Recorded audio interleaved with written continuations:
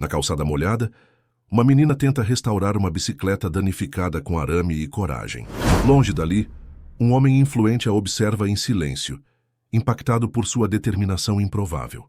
Se esta linda história de superação e amor te interessou, não se esqueça de se inscrever no nosso canal e diga-nos de que cidade você nos está vendo, continuando. O céu de São Paulo escurecia rapidamente naquela tarde de março. A chuva, que começara como uma garoa fina típica da capital paulista, agora castigava as ruas do bairro Vila Madalena com força implacável. As pessoas apressavam seus passos, protegendo-se como podiam sob guarda-chuvas ou marquises de lojas, ansiosas para chegar aos seus destinos. Em meio à confusão cinzenta de uma tarde de temporal, uma menina magra de cabelos crespos e pele morena caminhava com dificuldade pela calçada. Não se importava com os pingos grossos que ensopavam sua blusa desbotada e o short jeans já remendado em vários lugares. Seus olhos, atentos e determinados, estavam fixos na bicicleta vermelha que ela empurrava com cuidado. Era Raíssa Oliveira, 13 anos, conhecida no Morro do Querosene como a Menina das Gambiarras. Filha única de Dona Conceição, uma costureira que há 2 anos lutava contra uma doença degenerativa que a impedia de trabalhar, Raíssa tinha aprendido desde cedo que problemas existem para serem resolvidos. O avô, seu Zé Carlos, antes de partir deste mundo, havia lhe ensinado tudo sobre concertos e improvisações. Não é porque somos pobres que temos que aceitar coisas quebradas, dizia ele, enquanto mostrava à neta como transformar latas, velhas em regadores, pneus usados em balanços e pedaços de madeira em banquinhos. A bicicleta que Raíssa empurrava não era dela. Pertencia a um menino que morava na parte mais nobre do bairro, onde casarões de arquitetura moderna contrastavam com as construções simples da comunidade. Ela o havia visto mais cedo, chorando ao lado da bicicleta danificada, após uma queda na ladeira da rua Aspicuelta.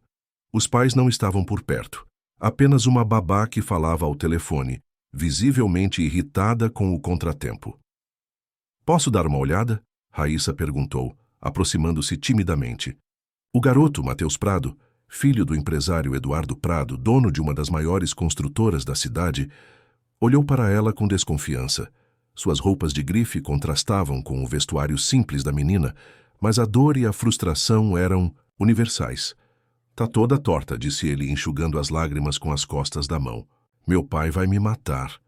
Raíssa sorriu de leve, já analisando o guidão entortado e a corrente solta. "Acho que consigo arrumar. Meu avô me ensinou. Posso levar e trazer amanhã?"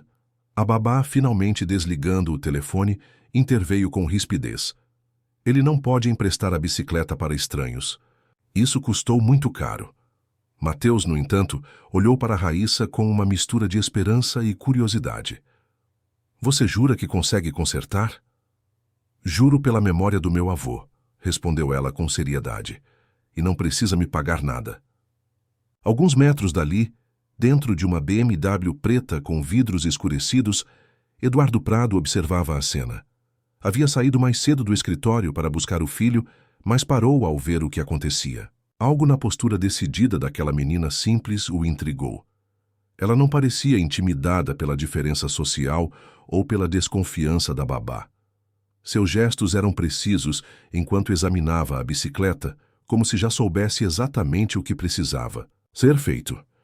Eduardo fez sinal para o motorista permanecer onde estava. Pegou o telefone e ligou para a babá. "Deixe-a levar a bicicleta", ordenou para a surpresa da funcionária. "E não conte ao Matheus que estou aqui." A chuva apertou ainda mais quando Raíssa começou sua jornada de volta para casa, empurrando a bicicleta danificada. O caminho era íngreme e o peso do objeto tornava cada passo um desafio. Mesmo assim, ela não desistiu. Havia feito uma promessa, e promessas eram sagradas no seu mundo. O que Raíssa não sabia era que o BMW preto a seguia à distância.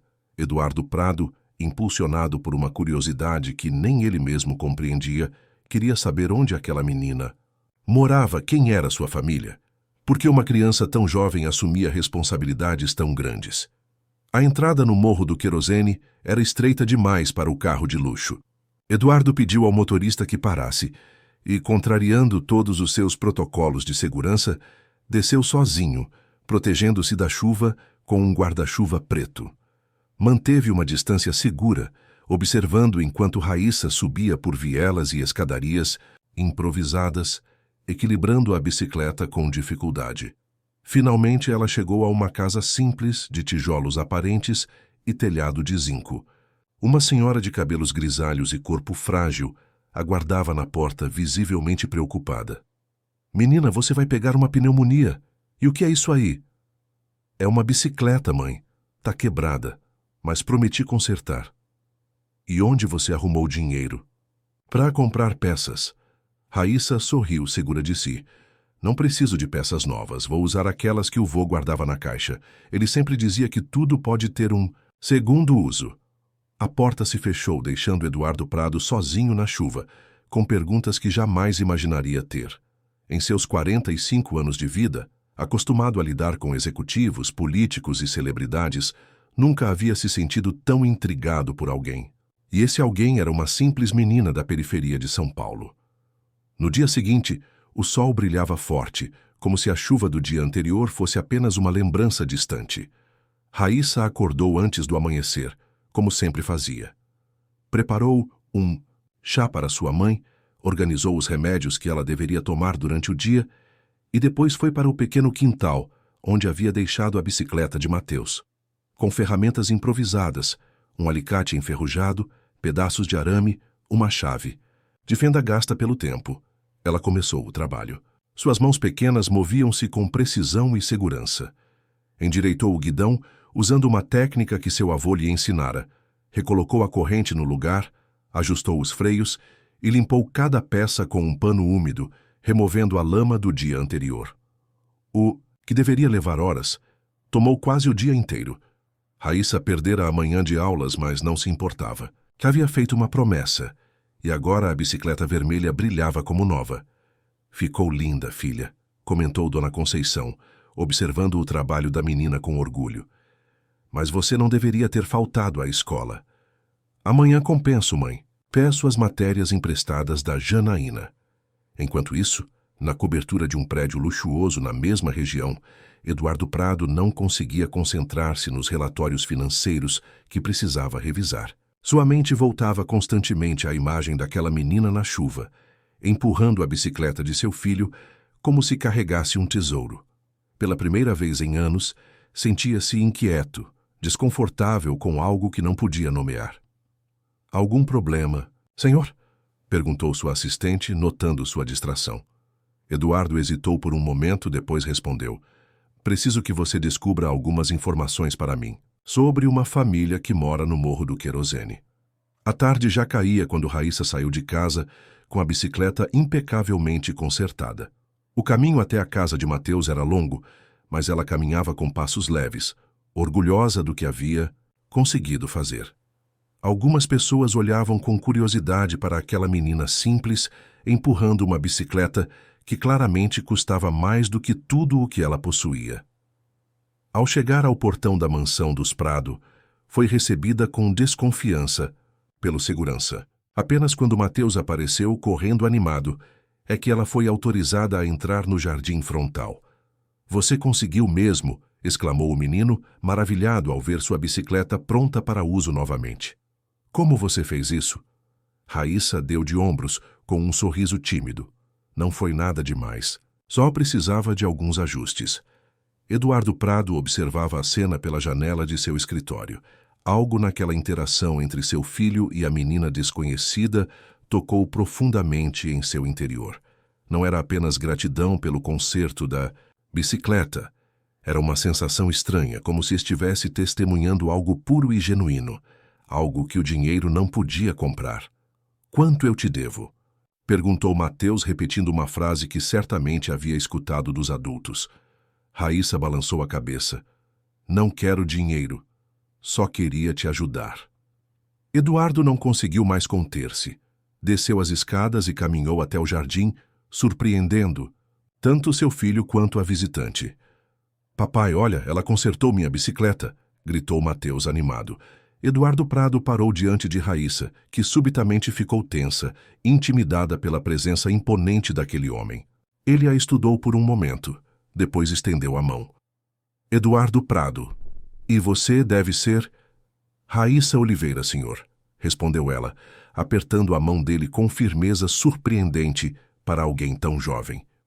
O que nenhum deles imaginava era que aquele simples aperto de mãos marcaria o início de uma jornada que transformaria não apenas suas vidas, mas toda uma comunidade. Raíssa voltou para casa com passos lentos naquela noite. O encontro com Eduardo Prado havia mexido com ela de uma forma que não sabia explicar. Não era medo nem intimidação. Talvez fosse apenas o desconforto natural de alguém que raramente cruzava as fronteiras invisíveis, mas muito reais, que separavam pessoas de mundos tão distintos em São Paulo. Enquanto subia as escadas íngremes do Morro do Querosene, pensava no olhar curioso que o homem lhe dirigira. Não era o tipo de olhar ao qual estava acostumada. Não havia pena, nem desprezo, apenas um interesse genuíno que a desconcertava. Como foi lá, filha? Perguntou Dona Conceição, assim que Raíssa entrou em casa. A mulher estava sentada na pequena sala, suas mãos trêmulas tentando dar pontos em um vestido que precisava entregar no dia seguinte. Foi estranho, respondeu a menina, sentando-se ao lado da mãe para ajudá-la com a costura. O pai do menino apareceu e ficou me olhando como se eu fosse uma espécie de bicho raro. Dona Conceição sorriu com ternura. É que eles não estão acostumados a ver gente como nós resolvendo problemas sem precisar gastar dinheiro. Seu avô tinha razão. Suas mãos são abençoadas, Raíssa. As mãos da menina trabalhavam com agilidade, dando os pontos que sua mãe já não conseguia fazer com precisão. Era assim desde que a doença havia se manifestado. Aos poucos, Raíssa assumira não apenas as tarefas domésticas, mas também parte do trabalho de costura que garantia o sustento da pequena família.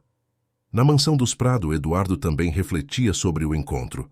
Sentado em seu escritório privativo, com uma taça de vinho tinto nas mãos, revisitava a imagem daquela menina simples e seu filho, dois mundos que normalmente jamais se tocariam, unidos por uma bicicleta quebrada. Papai, posso entrar? A voz de Mateus interrompeu seus pensamentos. Claro, filho. Aconteceu alguma coisa? O menino entrou timidamente, ainda segurando o capacete que usava para andar de bicicleta. Já Raíssa é muito legal, né? Ela nem quis dinheiro pelo concerto. Eduardo estudou o filho por um momento.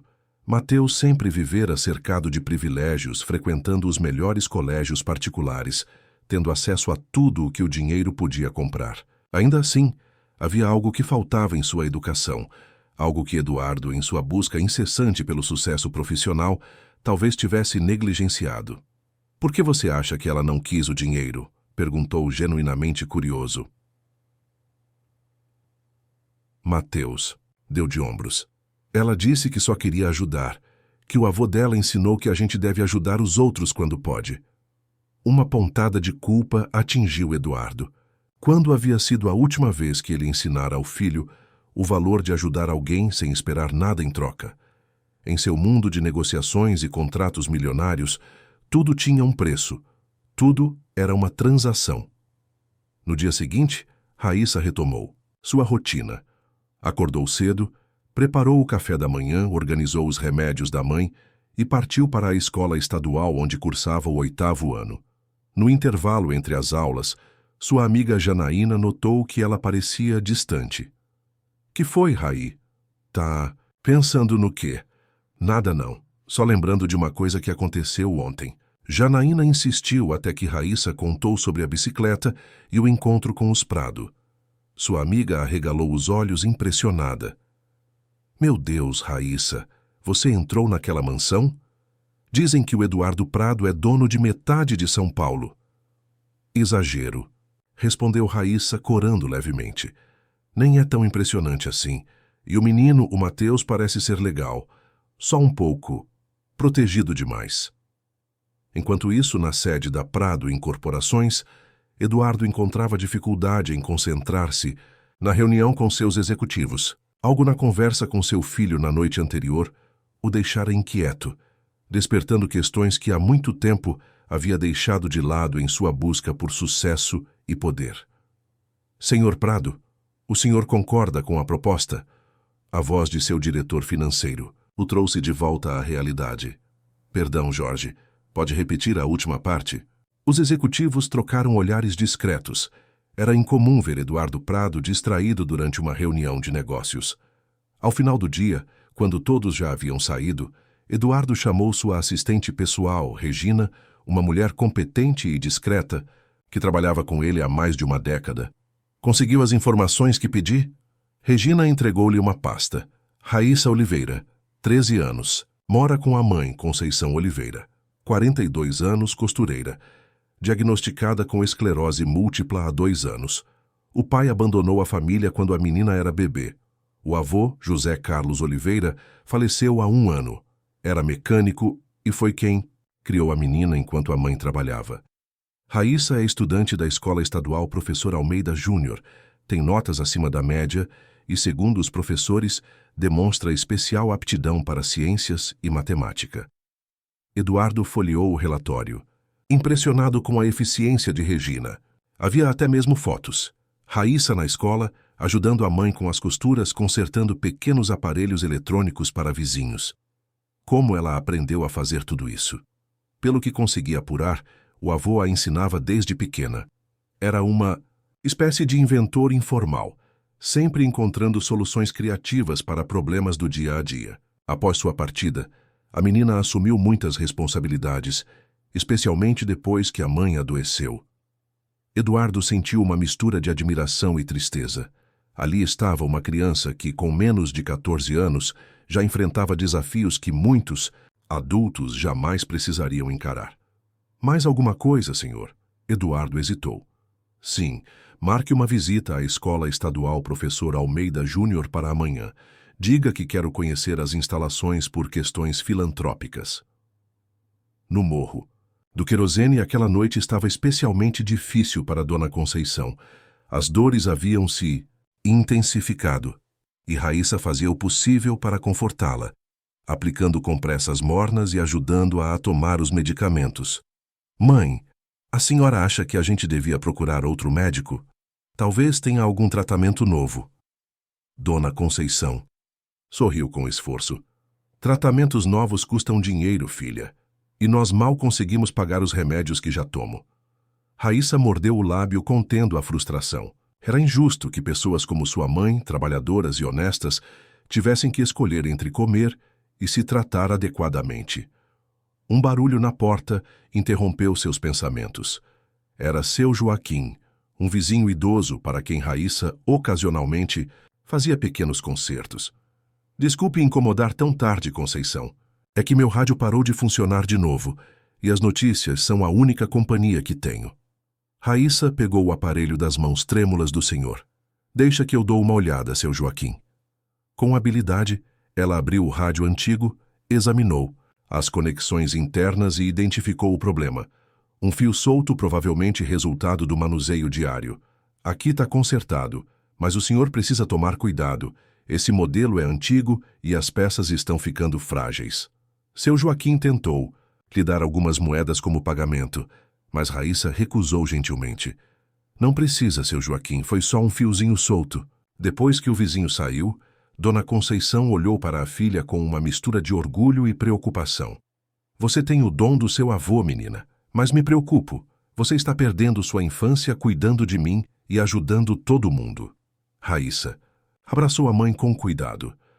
Não tô perdendo nada, mãe, tô ganhando. Ganhando conhecimento e experiência.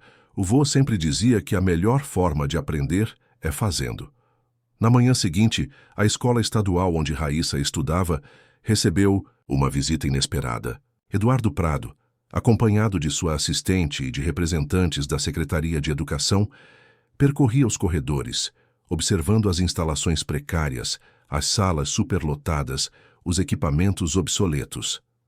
A diretora, visivelmente nervosa, com a presença de figura tão importante, tentava explicar os desafios enfrentados pela instituição.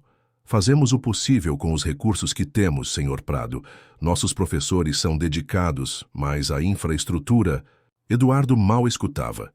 Seus olhos haviam captado uma cena no pátio. Raíssa sentada sob uma árvore, cercada por um pequeno grupo de alunos. Ela segurava nas mãos o que parecia ser um pequeno drone caseiro, feito com peças recicladas. Quem é aquela aluna? Perguntou interrompendo a diretora. Aquela é Raíssa Oliveira, uma de nossas estudantes mais brilhantes, especialmente em ciências práticas. Ela está sempre ajudando os colegas, explicando conceitos de física e matemática de uma forma que eles entendem. Eduardo se aproximou discretamente, tentando ouvir o que a menina explicava. Então, quando vocês aplicam força aqui, o ar é deslocado e cria sustentação. É o mesmo princípio dos aviões, só que em miniatura, dizia ela, mostrando um pequeno protótipo feito com garrafas PET, palitos de churrasco e um pequeno motor elétrico reaproveitado de um brinquedo quebrado. Os alunos ao redor observavam, fascinados enquanto o pequeno objeto ganhava altitude, controlado por um circuito rudimentar que Raíssa havia montado. Impressionante, murmurou Eduardo. Nesse momento, Raíssa virou-se e o viu. Seus olhos se arregalaram em surpresa, e o pequeno drone, subitamente sem controle, caiu no chão. Os outros estudantes, notando a presença do empresário, afastaram-se rapidamente, intimidados. Senhor Prado, o que está fazendo aqui? Perguntou. Raíssa, recuperando-se do choque inicial. Eduardo sorriu, tentando parecer casual. Visita institucional, estamos considerando um projeto de apoio às escolas públicas da região. Raíssa olhou para ele com uma mistura de curiosidade e desconfiança. Por causa da bicicleta do seu filho? A franqueza da pergunta pegou Eduardo de surpresa. Em seu mundo corporativo, as pessoas raramente eram tão diretas com ele. Não exatamente, respondeu, embora soubesse que não era totalmente verdade. Mas confesso que fiquei impressionado com sua habilidade. Onde aprendeu a fazer isso? Ele apontou para o drone caído. Raíssa recolheu o protótipo, verificando os danos. Meu avô me ensinou o básico de mecânica. O resto eu aprendi lendo e experimentando. Lendo onde? Sua escola tem laboratório de ciências? A menina riu, um som surpreendentemente musical. Laboratório? Mal temos livros atualizados, Sr. Prado. Eu pesquiso na internet, quando consigo pegar Wi-Fi gratuito na biblioteca municipal.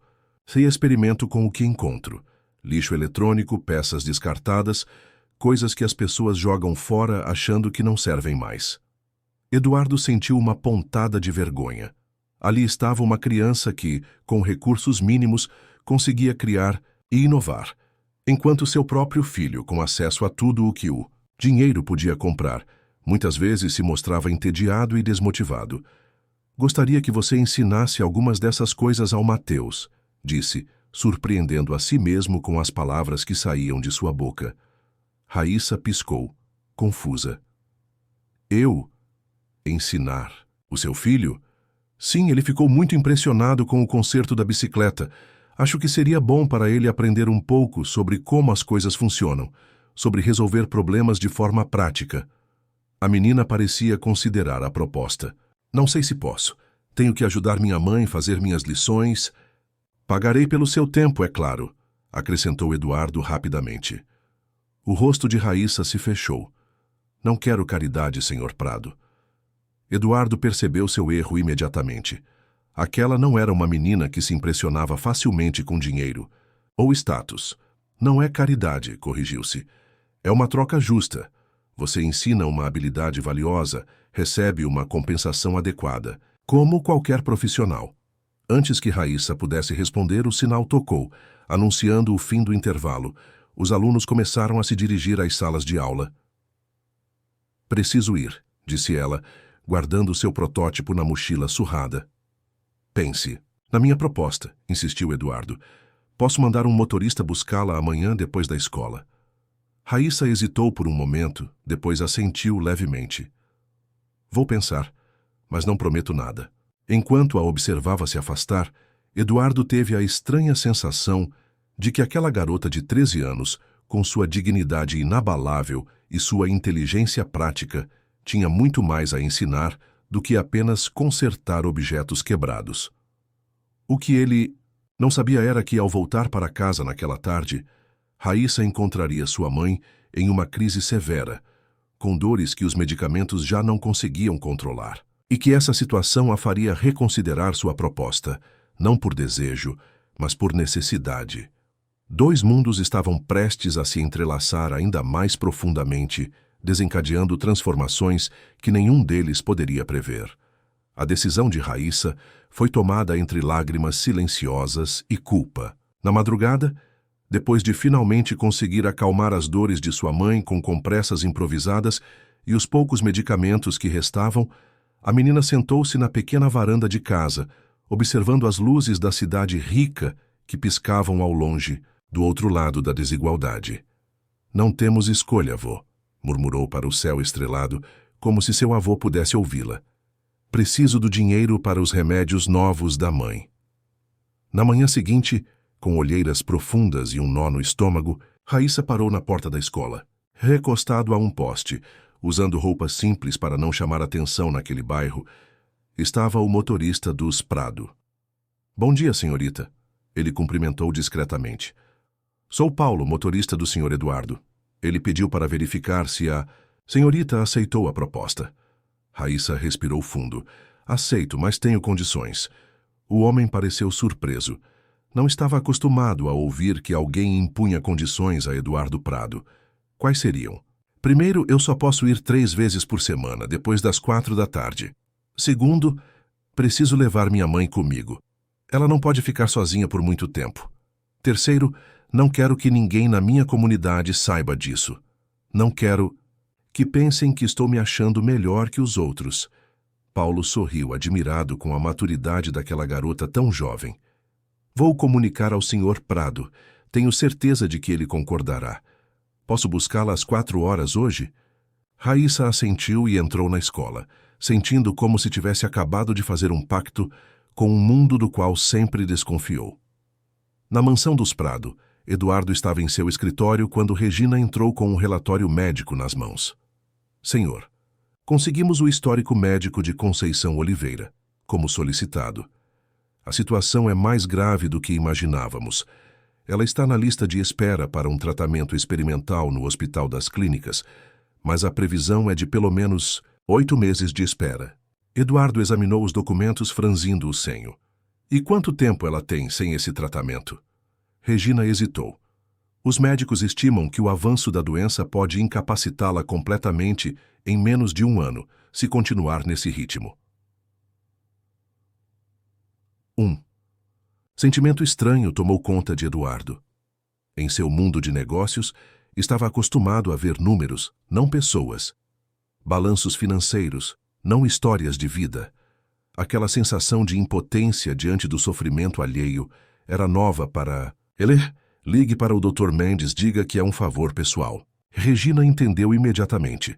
Dr. Mendes era um dos neurologistas mais respeitados do país, e Eduardo havia financiado sua clínica particular anos atrás. Às 4 horas daquela tarde, um carro discreto, não a BMW luxuosa, mas um modelo mais simples, parou em frente à casa de Raíssa. Paulo ajudou Dona Conceição a entrar, tratando-a com um respeito que a surpreendeu. "O senhor..." Eduardo preparou um quarto para a senhora descansar, enquanto sua filha trabalha com o jovem Mateus, explicou ele. Dona Conceição, fraca demais para questionar muito, apenas agradeceu com um aceno. Raíssa, no entanto, estava tensa. Havia algo estranho naquela situação toda. Por que um homem tão poderoso se interessaria tanto por uma família tão comum quanto a delas? A mansão dos Prado era ainda mais impressionante por dentro do que Raíssa imaginara. Pisos de mármore, obras, de arte nas paredes, móveis que pareciam nunca ter sido usados, um mundo tão diferente do seu que parecia quase irreal. Mateus os esperava na sala principal, visivelmente animado. Ao lado dele, um homem que Raíssa não conhecia observava tudo com curiosidade clínica. "Raíssa, você veio mesmo!" exclamou. O menino correndo em sua direção. "Papai disse que você vai me ensinar a consertar coisas." Eduardo apareceu no topo da escadaria, impecavelmente vestido em um terno cinza escuro. "Bem-vindas à nossa casa", disse descendo os degraus com elegância estudada. Dona Conceição, é um prazer conhecê-la. Sou Eduardo Prado. A mãe de Raíssa, intimidada pelo ambiente e pela figura imponente de Eduardo, apenas murmurou um agradecimento. Este é o Dr. Mendes, continuou Eduardo, indicando o homem ao lado de Mateus. Ele é neurologista e gostaria de conversar com a senhora, se não se importar. Raíssa imediatamente ficou em alerta. Médico? Não combinamos nada sobre médicos. Eduardo levantou as mãos em um gesto apaziguador. É apenas uma consulta, sem compromisso. O Dr. Mendes é especialista em esclerose múltipla e ofereceu-se para dar uma segunda opinião sobre o caso de sua mãe. Dona Conceição tocou o braço da filha gentilmente. Está tudo bem, Raíssa. Não faz mal ouvir o que o doutor tem a dizer. Enquanto o Dr. Mendes levava Dona Conceição para uma sala privativa, acompanhada por uma enfermeira que Raíssa não havia notado antes, Eduardo voltou sua atenção para a menina e seu filho. Mateus tem passado os últimos dias falando sobre você e sua habilidade com a bicicleta. Ele está ansioso para aprender. Raíssa ainda parecia desconfiada. Por que o senhor está fazendo tudo isso? O médico, o carro, essa aula? O que quer em troca? Eduardo foi pego de surpresa pela franqueza da pergunta. Em seu mundo social, as pessoas raramente questionavam suas motivações diretamente. Acredite, ou não, respondeu após um momento de reflexão. Estou fazendo isso pelo meu filho. Mateus sempre teve tudo o que o dinheiro pode comprar, mas nunca aprendeu o valor de criar, consertar, resolver problemas com as próprias mãos. Quando vi você consertando a bicicleta dele, percebi que era uma oportunidade. Raíssa estudou o rosto do homem, procurando sinais de mentira. Encontrou apenas uma sinceridade desajeitada, como se ele mesmo estivesse tentando entender suas próprias motivações. E quanto à minha mãe? Por que trazer um médico famoso? Eduardo hesitou. Digamos que é meu agradecimento por você. Ajudar Mateus. E talvez um pouco de culpa, por viver em uma cidade onde algumas pessoas têm acesso a tudo, enquanto outras precisam lutar por direitos básicos. Mateus, impaciente com a conversa de adultos, interrompeu. Podemos começar logo? Quero aprender a consertar minha bicicleta sozinho para não ter que pedir ajuda na próxima vez. Raíssa finalmente relaxou um pouco. A empolgação genuína do menino era contagiante.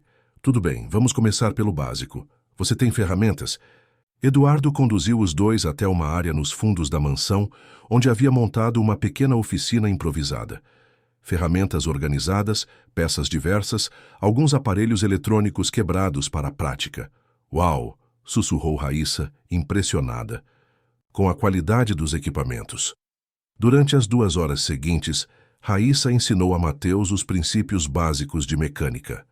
Como usar uma chave de fenda corretamente, como identificar problemas comuns em bicicletas, a importância da manutenção preventiva. O menino, para surpresa de Eduardo, que observava discretamente, mostrou-se atento e habilidoso.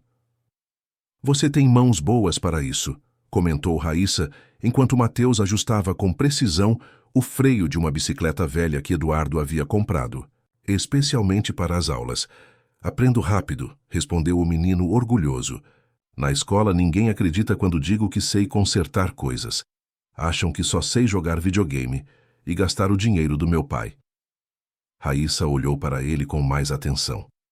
Pela primeira vez, percebeu que Mateus também carregava um fardo, o peso das expectativas e preconceitos que vinham com sua classe social. As pessoas sempre acham que conhecem a gente só de olhar, né? No meu caso, pensam que por ser pobre não sei nada. No seu, pensam que por ser rico só sabe comprar coisas novas. Mateus assentiu surpreso por encontrar compreensão onde menos esperava. Do outro lado da mansão, na sala privativa, Dr. Mendes examinava os exames de Dona Conceição com atenção. Seu caso é avançado, mas não irreversível, explicou ele, com uma gentileza que contrariava seu ar austero. Há um novo protocolo de tratamento que tem mostrado resultados promissores, em casos como o seu. Combina medicamentos e fisioterapia específica. Doutor, agradeço a atenção, mas não tenho condições de pagar por tratamentos experimentais, respondeu Dona Conceição, com a dignidade que havia ensinado à filha. Dr. Mendes trocou um olhar com Eduardo, que observava da porta.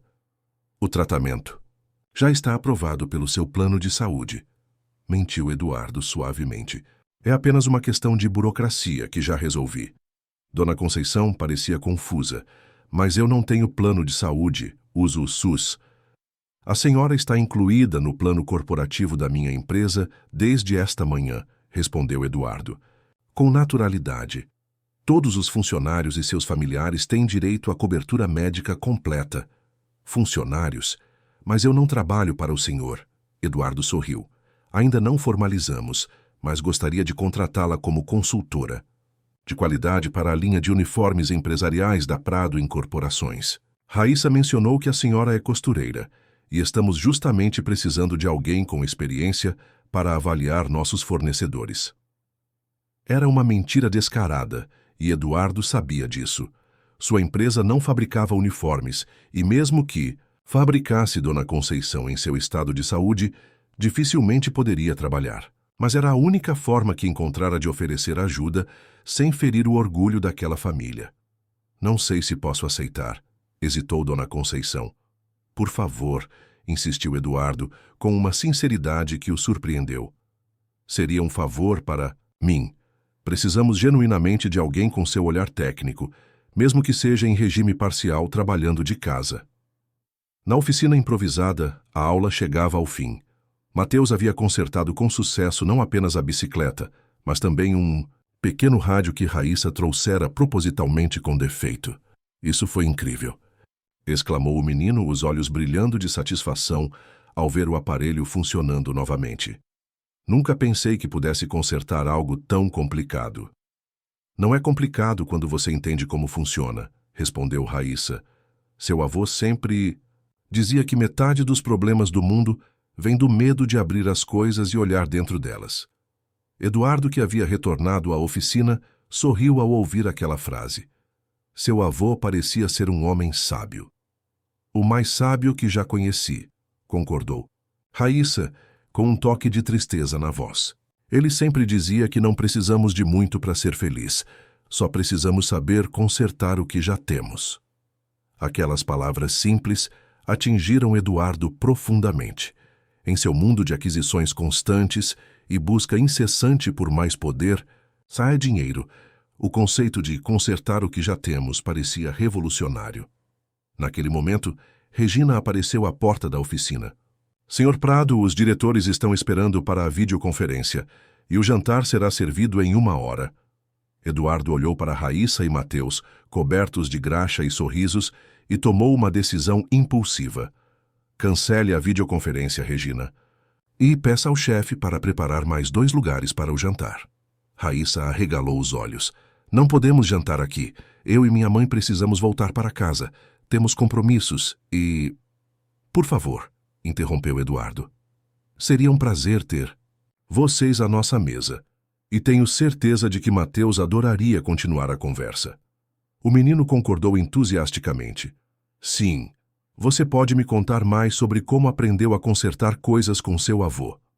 Raíssa estava prestes a recusar novamente, quando Dona Conceição apareceu, acompanhada por Dr. Mendes.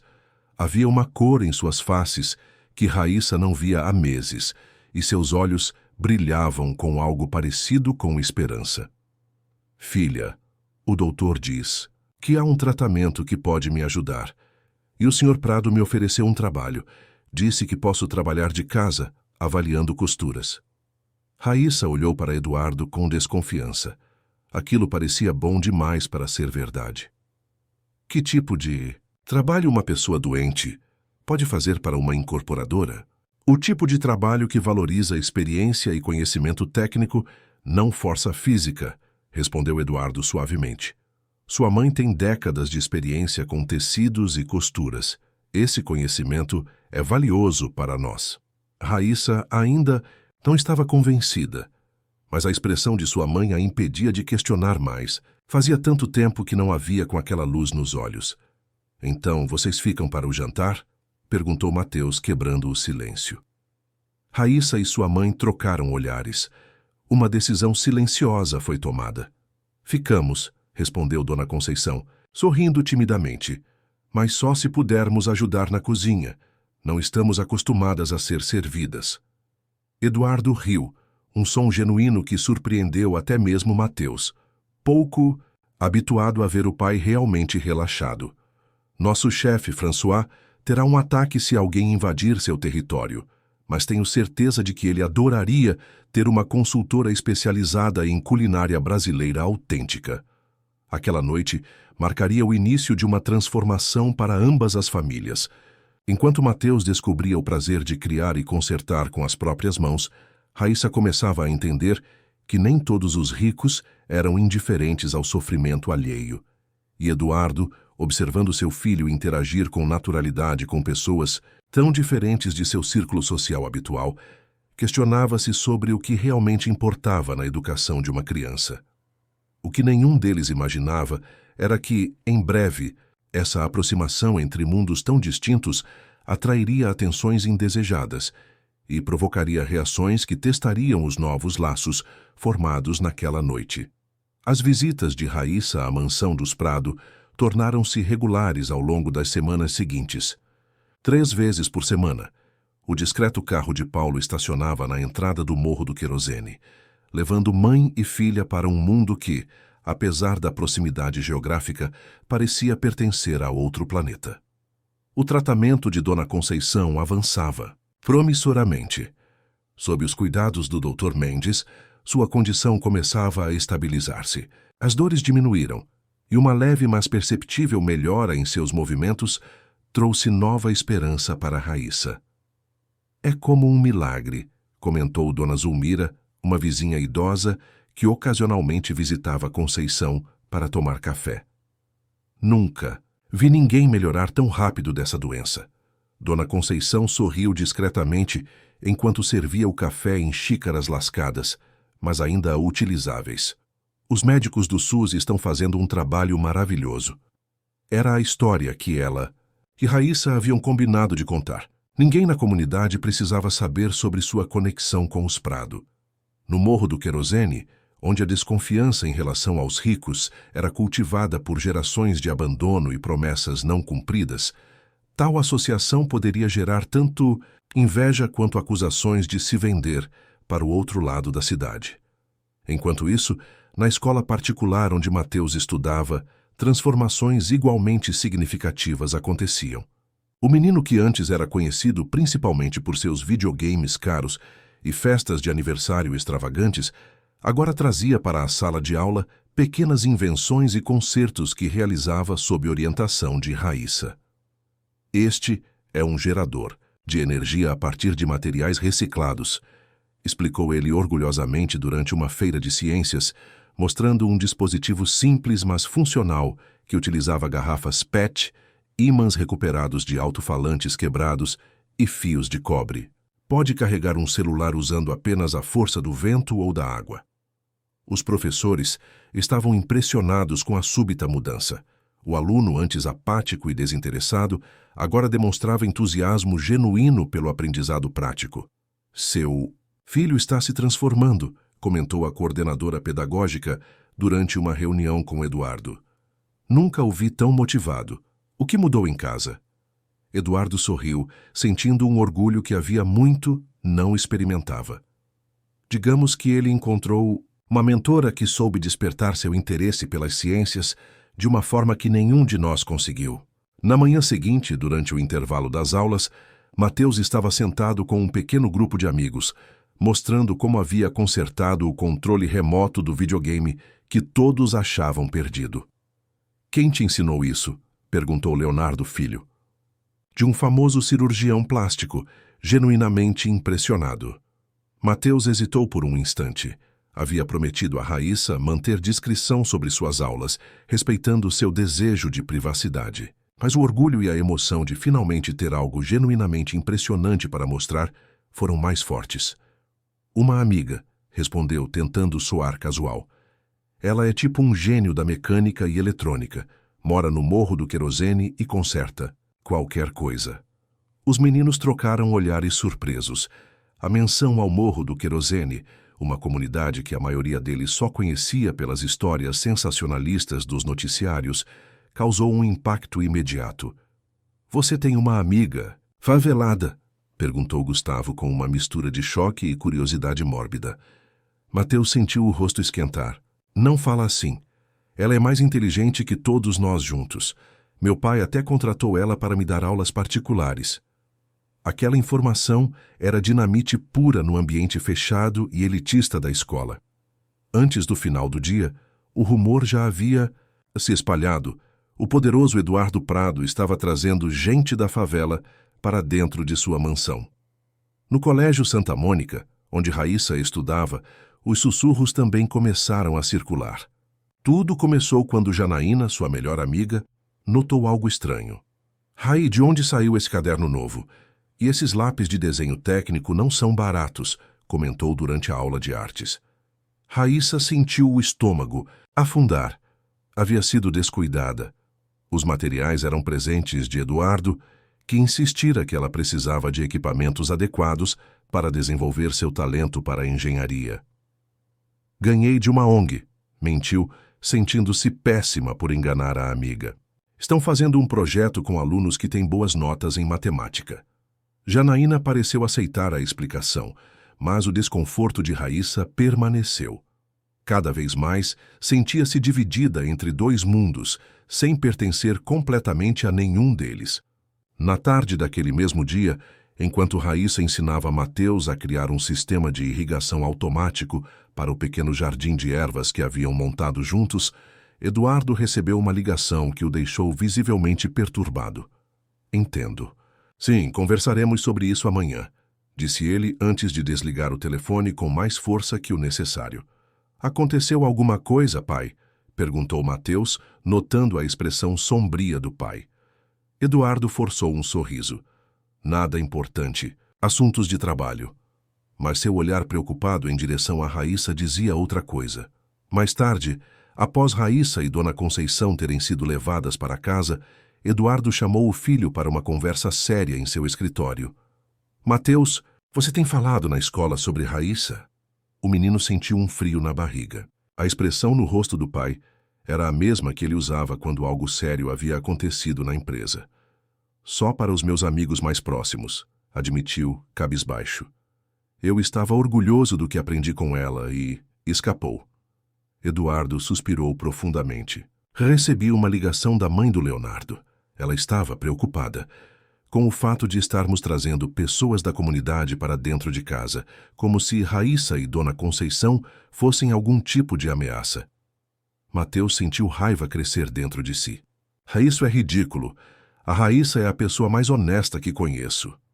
"Eu sei disso, você sabe disso, mas pessoas como Samantha Veiga de Almeida vivem em uma bolha de privilégios e preconceitos. Para ela, qualquer pessoa pobre é potencialmente perigosa." "E o que você disse a ela?" Eduardo sorriu com um brilho de orgulho nos olhos. "Disse que a professora particular de ciências do meu filho foi selecionada por sua extraordinária capacidade técnica e que as origens sociais dela eram completamente irrelevantes para mim.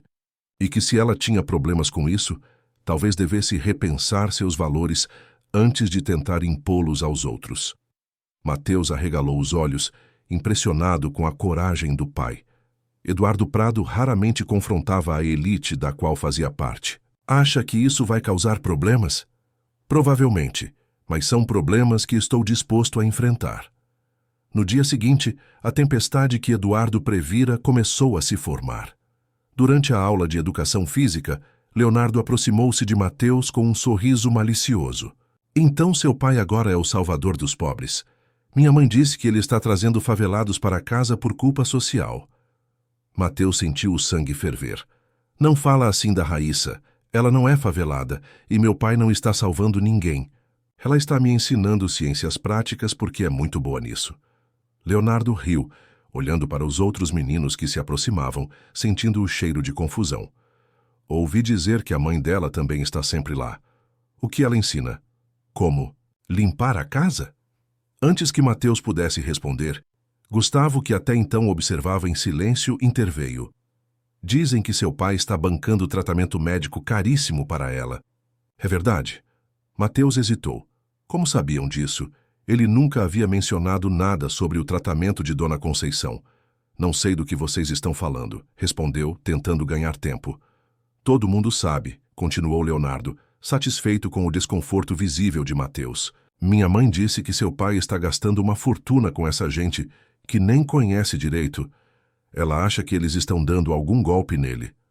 Aquilo foi demais para Mateus. Seu idiota! A Raíssa é 1000 vezes mais decente que você e sua família juntos. Ela está me ensinando coisas que nenhum professor conseguiu. E a mãe dela é uma pessoa incrível que está doente. Se meu pai está ajudando, é porque eles merecem. O pequeno grupo que se formara ao redor dos meninos silenciou, com a explosão de Mateus. Nunca haviam visto o garoto geralmente calmo e reservado tão furioso.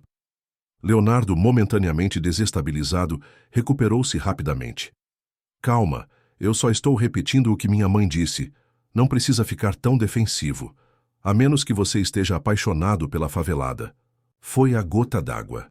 Mateus avançou contra Leonardo com uma fúria que surpreendeu a todos, inclusive a si mesmo.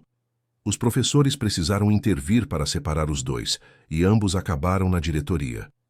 Eduardo foi chamado com urgência à escola. Quando chegou, encontrou Mateus sentado em uma cadeira na antessala da diretoria, com um corte no lábio e os olhos vermelhos de raiva, contida. O que aconteceu? Perguntou, sentando-se ao lado do filho. Mateus contou tudo, sem omitir nada. Quando terminou, esperava ver decepção no rosto do pai. Em vez disso, encontrou uma expressão pensativa. Entendo sua raiva, filho, mas violência nunca é a solução. Eu sei, mas não consegui me controlar quando ele falou assim da Raíssa e da Dona Conceição. Eduardo suspirou. Temo que isso seja apenas o começo. As pessoas temem o que não entendem e, muitas vezes, rejeitam o que é diferente. No Morro do Querosene, Raíssa também enfrentava as primeiras consequências dos rumores. Voltando da escola, encontrou pichações na parede externa de sua casa, vendida e amiga dos ricos. Com o coração pesado, ela rapidamente tentou limpar as marcas, antes que sua mãe as visse. Mas era tarde demais. Juca, um vizinho de 16 anos que sempre demonstrara um interesse não correspondido por Raíssa, observava de longe com um sorriso maldoso. Então é verdade? Você virou amiguinha dos bacanas da Zona Sul? Raíssa ignorou-o, continuando a esfregar a parede com uma escova e água. Todo mundo está comentando, continuou ele, aproximando-se. Dizem que você e sua mãe agora frequentam a mansão de um empresário rico, que ele paga tratamento de luxo para Dona Conceição. Não é da sua conta, Juca, respondeu Raíssa secamente. Claro que é. Somos comunidade. O que afeta um, afeta todos. E agora você se acha boa demais para andar com a gente? Acha que esses ricaços vão te aceitar como igual? Aquelas palavras atingiram um ponto sensível. Era exatamente o que Raíssa vinha temendo. Não pertencer mais a lugar nenhum. Não me acho melhor que ninguém. Só estou ajudando um menino a aprender ciências práticas e, em troca, ele nos ajuda com o tratamento da minha mãe. Qual é o problema nisso? Juca riu, um som sem humor. O problema é que eles não fazem nada de graça. No final, vão querer algo em troca. Sempre querem. Antes que Raíssa pudesse responder, Dona Zulmira apareceu na esquina, carregando sacolas de compras.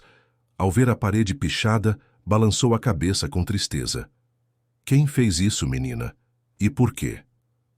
Juca afastou-se rapidamente, não querendo ser associado ao vandalismo, mas não sem antes sussurrar para Raíssa.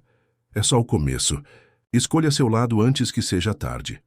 Naquela noite, Raíssa não conseguiu dormir.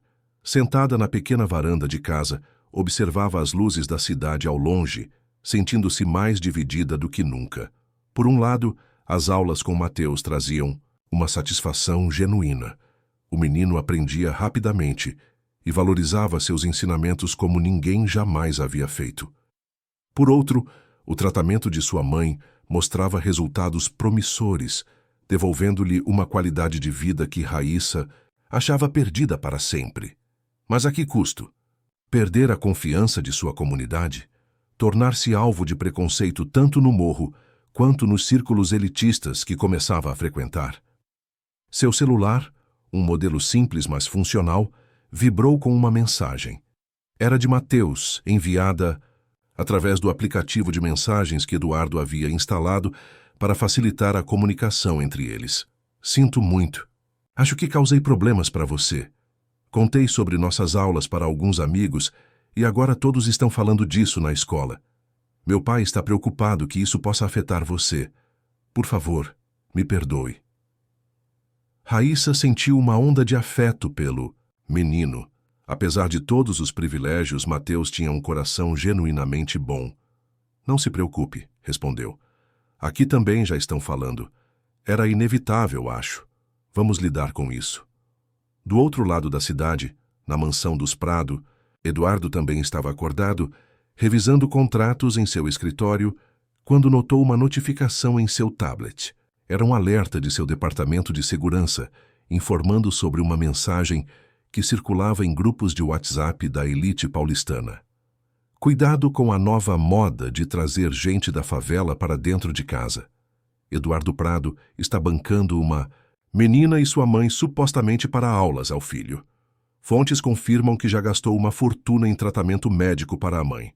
Será caridade ou algo mais? A insinuação maldosa o enfureceu. Mas mais que raiva, Eduardo sentia medo.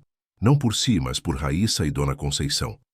O que começara como um gesto genuíno de gratidão e admiração, agora ameaçava expor duas pessoas vulneráveis ao julgamento cruel de ambos os lados da desigualdade social. Algo precisava ser feito, e rapidamente, antes que a situação saísse completamente de controle.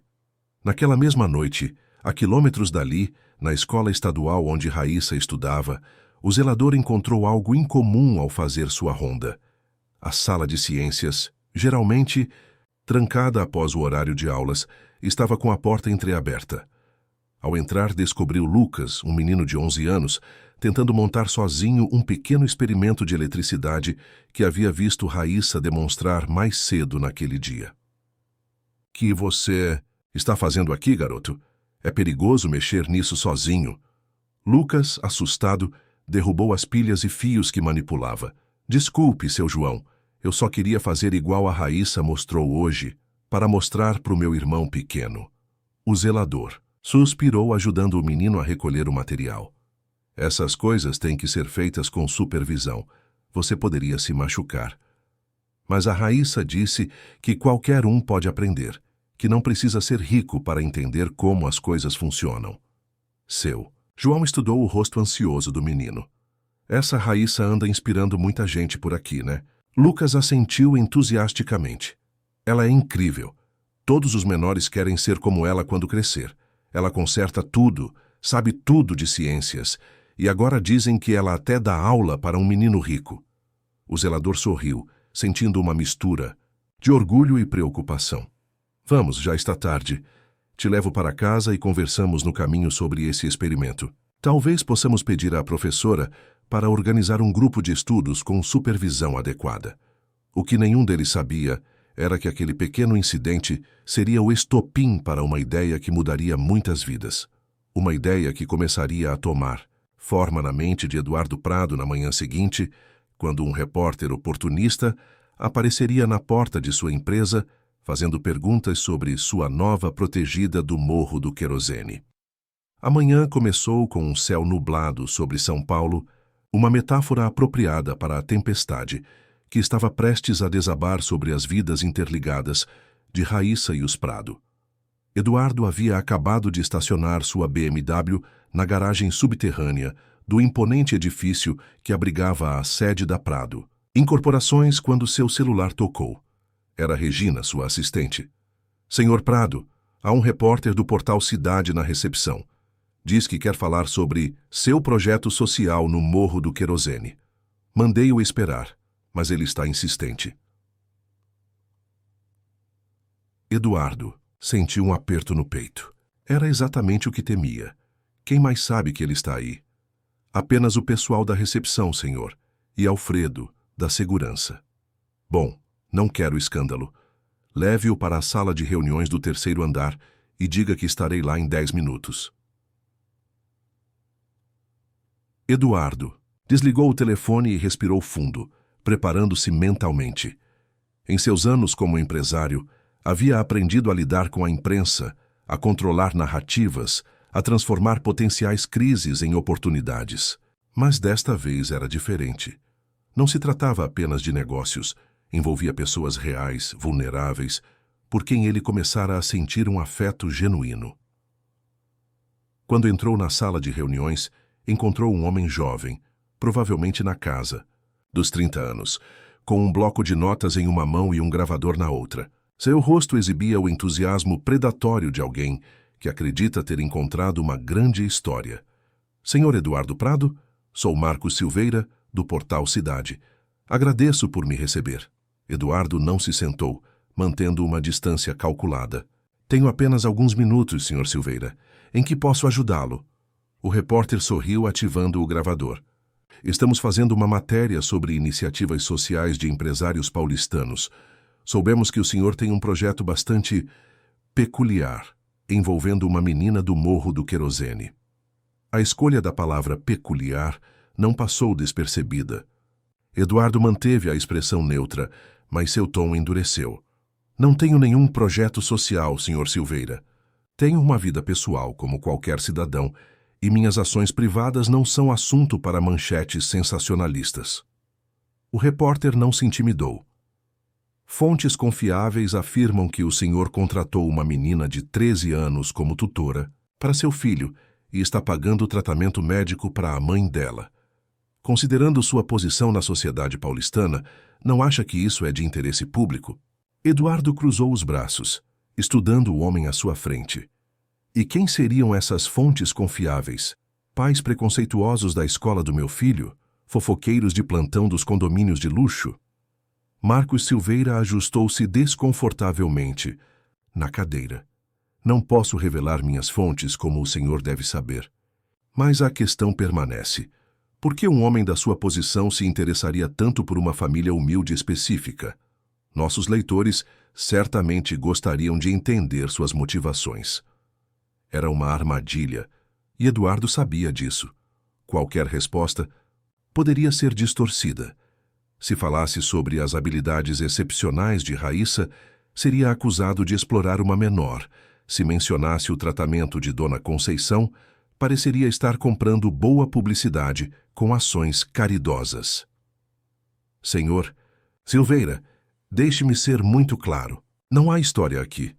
Apenas uma família que conheceu outra família, em circunstâncias que não são da conta de ninguém além dos envolvidos. Se seu portal publicar qualquer insinuação maliciosa sobre mim, ou, principalmente, sobre Raíssa e sua mãe, enfrentará consequências legais imediatas. O repórter desligou o gravador, mas não parecia intimidado. Entendo sua posição, Sr. Prado, mas sabe como é a internet? Uma vez que a história começar a circular, será difícil contê-la. Já existem rumores nas redes sociais. Talvez fosse melhor controlar a narrativa desde o início. Eduardo reconheceu a ameaça velada. O homem estava efetivamente dizendo: colabore comigo ou a história sairá de qualquer jeito, da pior forma possível. Esta reunião acabou, respondeu Eduardo friamente. Regina o acompanhará até a saída. Assim que o repórter deixou o prédio, Eduardo convocou uma reunião de emergência com sua equipe jurídica e de relações públicas. A situação estava escalando mais rápido do que previra e precisava agir. No Morro do Querosene, Raíssa também enfrentava um dia difícil. Ao chegar à escola, percebeu olhares e sussurros que a seguiam pelos corredores. Durante o intervalo, Janaína finalmente confrontou-a em um canto do pátio. Por que você mentiu para mim, Raí?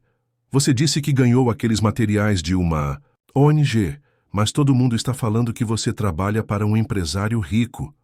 Raíssa sentiu o rosto queimar. Não é bem assim, Jana. Eu estou ensinando o filho dele a consertar coisas. Só isso. Só isso? E por que escondeu de mim? Sou sua melhor amiga. A culpa atingiu Raíssa como um soco. Janaína estava certa. Não havia motivo para esconder a verdade dela. Desculpa, eu fiquei com medo do que as pessoas iriam pensar. Você sabe como é aqui. Se alguém se aproxima dos ricos, logo é chamado de vendido, de traidor. Janaína estudou o rosto da amiga por um longo momento. É verdade que ele está pagando tratamento caro para sua mãe? Que vocês jantam na mansão deles como se fossem da família? Quem te contou isso? Todo mundo está comentando, Raí. Juca espalhou para a escola inteira. Alguns estão dizendo que... Janaína hesitou, desviando o olhar. Dizendo o quê? Que você só conseguiu isso porque o empresário tem um interesse, você sabe, não apropriado em você. O choque deixou Raíssa momentaneamente sem palavras. A insinuação era tão absurda e nojenta que ela não sabia nem por onde começar a negá-la. Isso é mentira, conseguiu finalmente dizer, as lágrimas ameaçando cair. Eduardo Prado nunca, jamais. Ele só quer ajudar o filho. E a mãe dele também está sempre lá. A veemência de sua negação pareceu convencer Janaína, que relaxou visivelmente. Eu sabia que não podia ser verdade, mas as pessoas adoram inventar histórias, Raí. E quando envolve alguém como você, inteligente, bonita, indo mais, longe que todos nós, a inveja faz o resto. Raíssa enxugou as lágrimas antes que pudessem cair. Isso não é justo, Jana. Eu nunca quis nada disso. Só queria ajudar minha mãe. E acabei ajudando o Mateus também. Ele é um menino legal, sabe? Só precisava de alguém que acreditasse nele. Antes que Janaína pudesse responder, a professora Débora, de Ciências, aproximou-se delas com uma expressão preocupada. Raíssa, posso falar com você um minuto? A professora levou-a até uma sala vazia e fechou a porta. Estou ouvindo rumores perturbadores e quero que você saiba que pode contar comigo se estiver passando por alguma situação difícil. Raíssa entendeu imediatamente o que a professora estava sugerindo e sentiu uma onda de náusea. Não é nada disso, professora. Eu só estou dando aulas particulares para um menino. A mãe dele está sempre presente. E o pai é um homem decente que nunca, jamais, fez qualquer coisa inadequada. Débora estudou atentamente o rosto da aluna. Tem certeza, Raíssa? Sabe que pode confiar em mim, não sabe? Absoluta. Essas histórias são mentiras de gente invejosa. A professora pareceu aliviada, mas ainda preocupada. Mesmo assim, tenha cuidado. Pessoas poderosas geralmente têm interesses que não são óbvios no início. Aquelas palavras ecoaram as de Juca, e Raíssa sentiu um arrepio. Será que estava sendo ingênua? Será que havia algo além de gratidão e admiração nas ações de Eduardo Prado? No final do dia, ao sair da escola, Raíssa encontrou Paulo esperando-a no carro discreto. O motorista parecia tenso. Aconteceu alguma coisa? Perguntou ela, entrando no veículo. O senhor Eduardo pediu que eu levasse você diretamente para a mansão. Surgiram algumas complicações. Durante o trajeto, Paulo explicou brevemente sobre o repórter e os rumores que circulavam. Raíssa sentiu o estômago afundar. Tudo o que mais temia estava acontecendo. Ao chegar à mansão dos Prado, encontrou um clima pesado. Eduardo andava de um lado para outro no escritório, falando ao telefone. Mateus estava sentado em um canto, com o rosto pálido e os olhos vermelhos. Clarice, a mãe de Mateus, uma mulher elegante que Raíssa havia conhecido apenas superficialmente durante suas visitas, estava de pé junto à janela, com uma expressão difícil de decifrar. Raíssa, graças a Deus você chegou, disse Eduardo, desligando o telefone. Temos um problema sério. A menina sentou-se ao lado de Mateus, que parecia próximo das lágrimas. O que houve? Clarice foi quem respondeu, com uma voz controlada que mal disfarçava sua irritação. O que houve é que meu marido, em sua infinita sabedoria, criou um escândalo desnecessário ao trazer você e sua mãe para a nossa vida. Agora há jornalistas bisbilhotando, amigos fazendo perguntas, e até a escola do Mateus ligou preocupada com a influência que você pode estar tendo sobre ele. Clarice, por favor, interveio Eduardo. Não é culpa de Raíssa. Não estou dizendo que é culpa dela. Estou dizendo que você não pensou nas consequências quando começou tudo isso.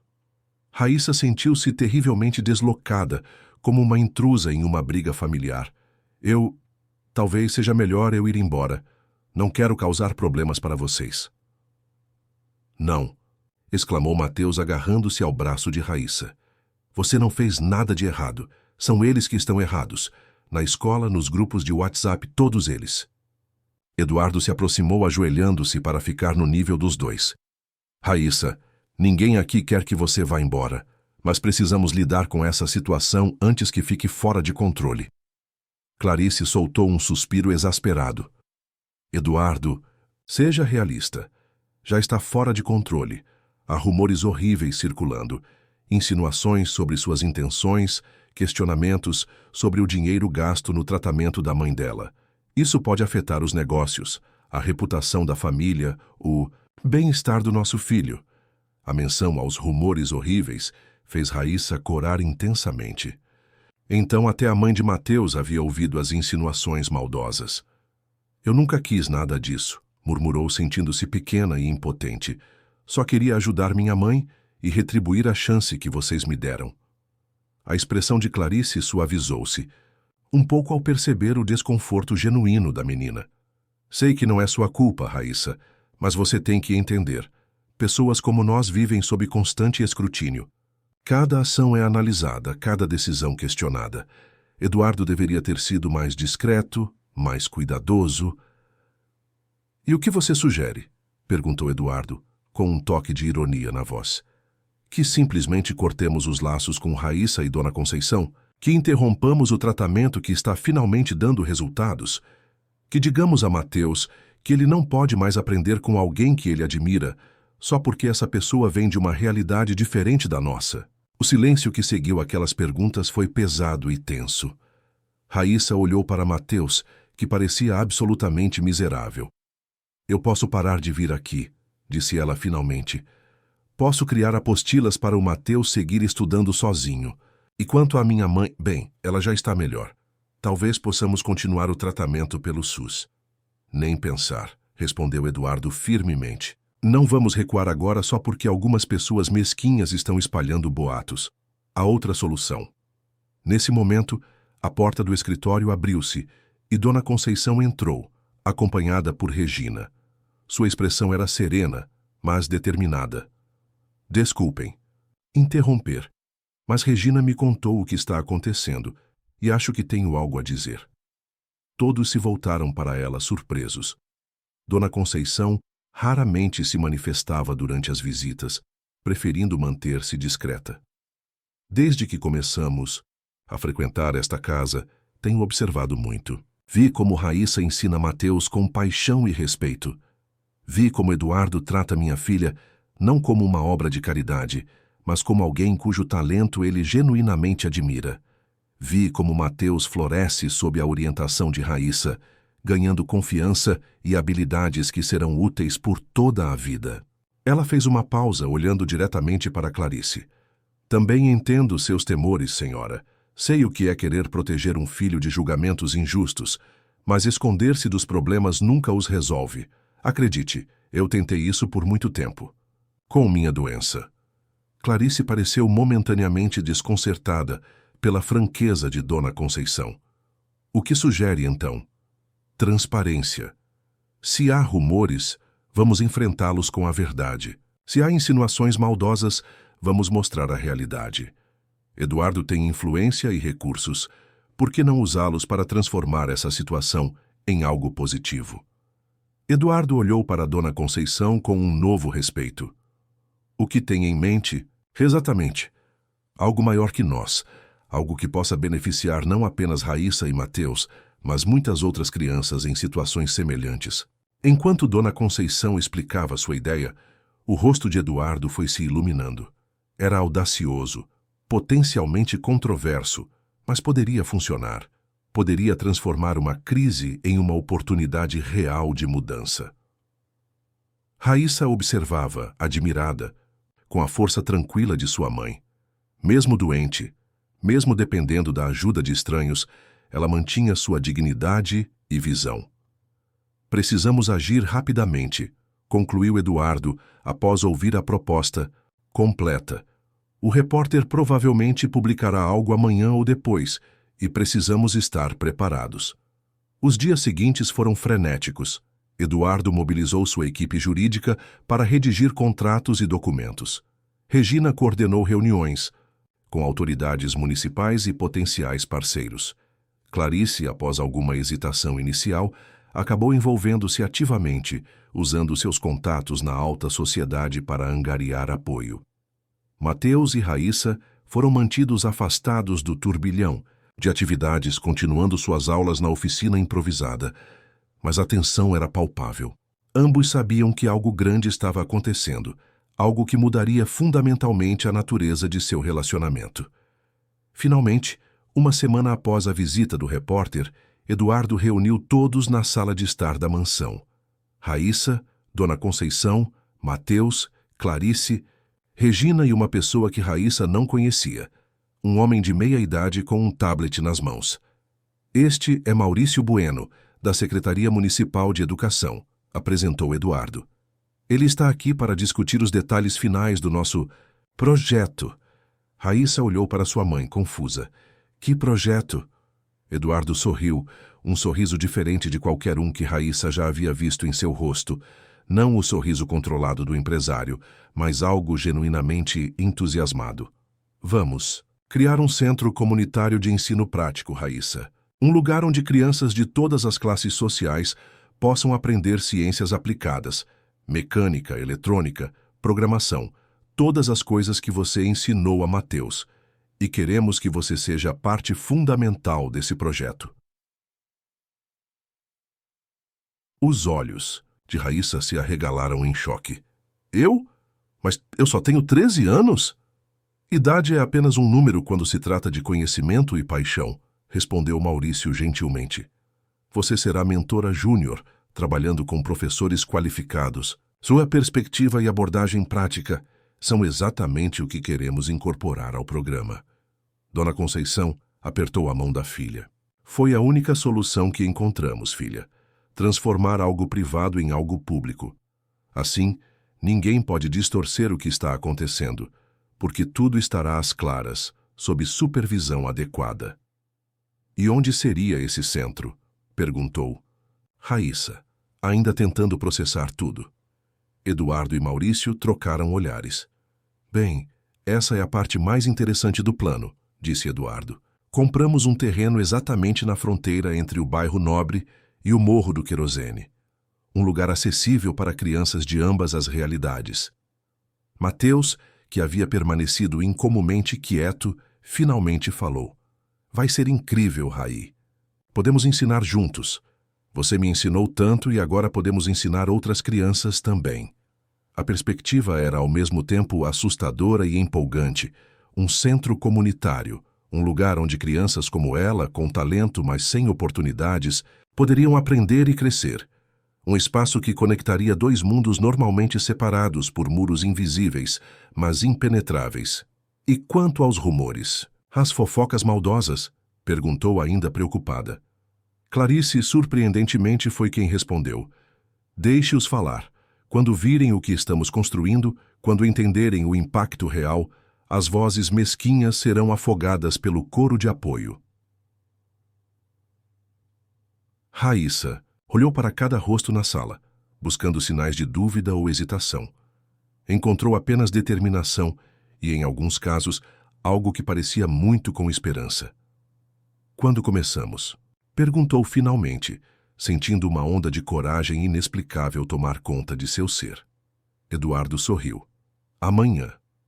E começamos com uma coletiva de imprensa. Está pronta para enfrentar aquele repórter de frente? Pela primeira vez em dias, Raíssa sorriu amplamente. Mais do que pronta. O que nenhum deles poderia prever era que aquela coletiva de imprensa se tornaria um marco na história recente de São Paulo, e que o confronto entre Raíssa e o repórter Marcos Silveira se transformaria em um vídeo viral que mudaria para sempre a forma como muitas pessoas enxergavam as fronteiras invisíveis da cidade. O auditório do Hotel Avenida Paulista estava repleto de jornalistas, fotógrafos e curiosos naquela manhã de quinta-feira. A notícia de que Eduardo Prado, um dos empresários mais influentes e reservados de São Paulo, convocara uma coletiva de imprensa para um anúncio especial, havia despertado o interesse da mídia. Especulações corriam soltas. Seria uma grande fusão empresarial? Um novo empreendimento bilionário? Sua entrada na política, como muitos previam há anos? Ninguém esperava ver, ao lado de Eduardo no palco, uma menina de 13 anos, vestindo jeans simples e uma camiseta azul com estampa de engrenagens. Raíssa parecia diminuta sob os holofotes, mas seu olhar era firme e decidido. Do outro lado de Eduardo estava Mateus, igualmente nervoso, mas determinado a mostrar apoio. Completando o painel, Dona Conceição, Clarice e Maurício Bueno, representando a Secretaria Municipal de Educação. O burburinho no auditório aumentou quando todos tomaram seus lugares. Eduardo ajustou o microfone e olhou diretamente para a plateia. Bom dia a todos. Agradeço a presença neste que considero um dos anúncios mais importantes da minha carreira. Hoje não, estamos aqui para falar de incorporações imobiliárias ou lucros trimestrais. Estamos aqui para falar de um tipo diferente de construção, a construção de pontes entre realidades distintas que coexistem em nossa cidade. Um silêncio atento tomou conta do ambiente. Na primeira fileira, Marcos Silveira, o repórter que havia abordado Eduardo dias antes, ajustava seu gravador com um sorriso de antecipação. Há algumas semanas conheci esta jovem extraordinária. Raíssa Oliveira, continuou Eduardo, indicando a menina ao seu lado. Em circunstâncias que muitos chamariam de improváveis, ela demonstrou um talento e uma generosidade que me fizeram questionar muitas de minhas próprias certezas. Raíssa consertou a bicicleta de meu filho Mateus quando ninguém mais conseguiu. E no processo, começou a consertar algo muito maior e mais quebrado. A forma como enxergamos as barreiras sociais em nossa cidade.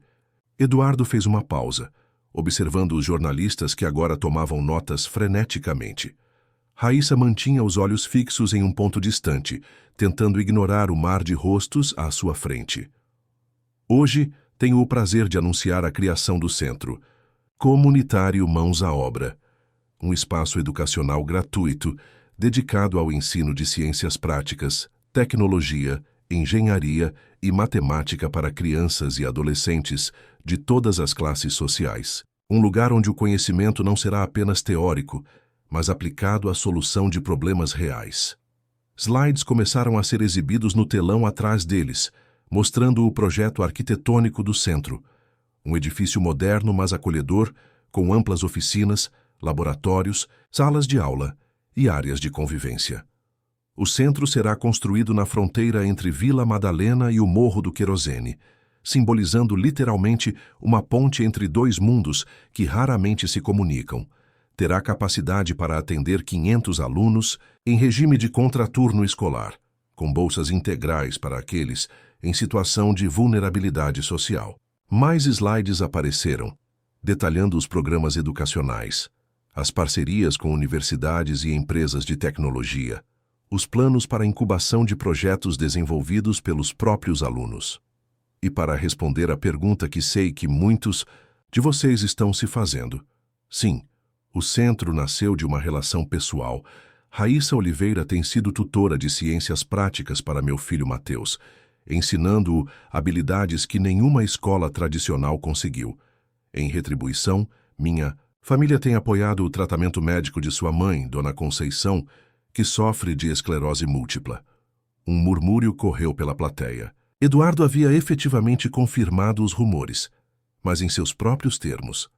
Agora gostaria de passar a palavra para a verdadeira inspiração deste projeto, Raíssa Oliveira. O coração de Raíssa parecia querer sair pela boca enquanto ela se aproximava do microfone, ajustando-o para sua altura. Seus olhos encontraram brevemente os de sua mãe, que assentiu em encorajamento. Bom dia, começou ela, a voz inicialmente trêmula, mas ganhando firmeza a cada palavra. Meu nome é Raíssa, tenho 13 anos e moro no Morro do Querosene.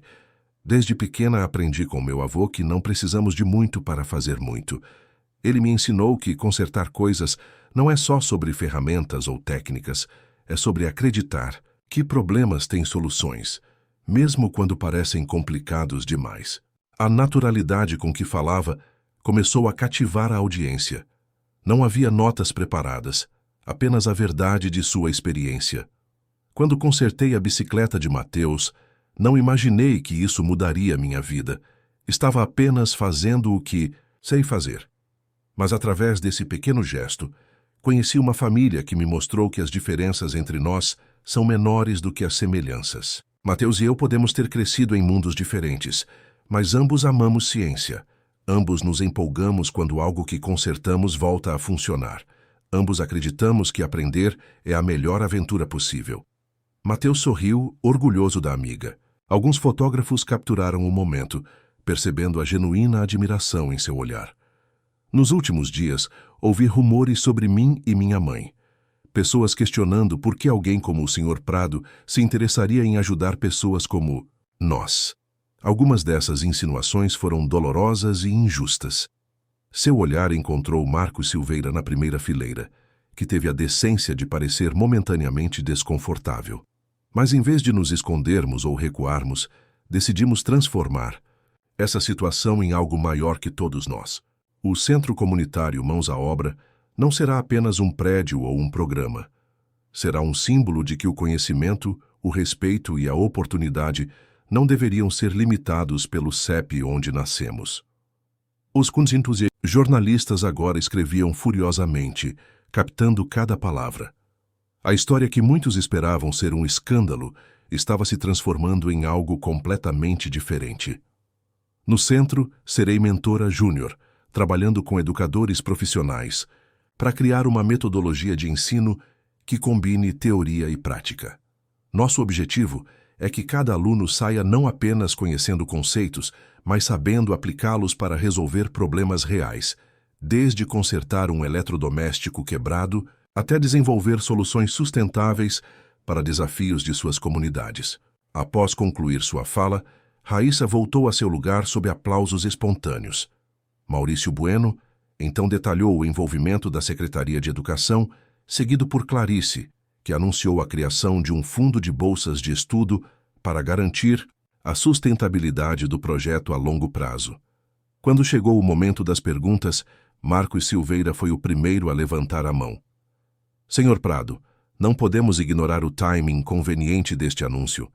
Há apenas uma semana, quando o procurei sobre rumores envolvendo Raíssa e sua família, o senhor negou veementemente qualquer projeto social. Agora, apresenta um centro comunitário completo. Não seria esta uma tentativa de controlar a narrativa e evitar possíveis escândalos? Um silêncio tenso caiu sobre o auditório. Eduardo estava prestes a responder quando Raíssa, surpreendentemente, tomou a iniciativa. Posso responder essa? Perguntou ela, olhando para Eduardo, que assentiu, surpreso. Raíssa encarou o repórter diretamente. Senhor Silveira, o centro não foi criado para evitar escândalos. Foi criado porque percebemos que o que estava acontecendo entre nossas famílias não deveria ser exclusivo. A oportunidade que tive de ensinar Mateus, o tratamento que minha mãe recebeu, essas coisas não deveriam depender de sorte ou coincidência. Deveriam ser direitos de todos. Marcos não recuou. Ainda assim, a timing é questionável. E quanto às insinuações sobre a natureza do relacionamento entre você e a família Prado? Um murmúrio de desaprovação correu pela plateia. A pergunta beirava o inapropriado, considerando a idade de Raíssa. A menina, porém, manteve a compostura. Que insinuações especificamente, Sr. Silveira? Que uma família com recursos decidiu ajudar outra em dificuldade? Que um menino pode aprender com uma menina de origem diferente da dele? Ou são insinuações mais sombrias, nascidas da incapacidade de algumas pessoas de enxergar bondade sem segundas intenções? A resposta direta e madura pegou o repórter desprevenido. Antes que ele pudesse elaborar, Raíssa continuou. Sabe, o que meu avô me ensinou, que quando algo está quebrado temos duas opções, consertar ou jogar fora. Nossa sociedade está quebrada em muitos aspectos, Sr. Silveira. O Centro Mãos à Obra é nossa tentativa de consertar, não de jogar fora. A simplicidade e a profundidade daquela declaração ressoaram pelo auditório. Vários jornalistas começaram a aplaudir espontaneamente. Marcos Silveira, percebendo que havia perdido o controle da narrativa, recuou discretamente. As perguntas seguintes foram mais construtivas, focando nos detalhes do projeto, no cronograma de implementação, nas metodologias de ensino. Raíssa e Mateus responderam várias delas juntos, demonstrando a parceria que haviam desenvolvido.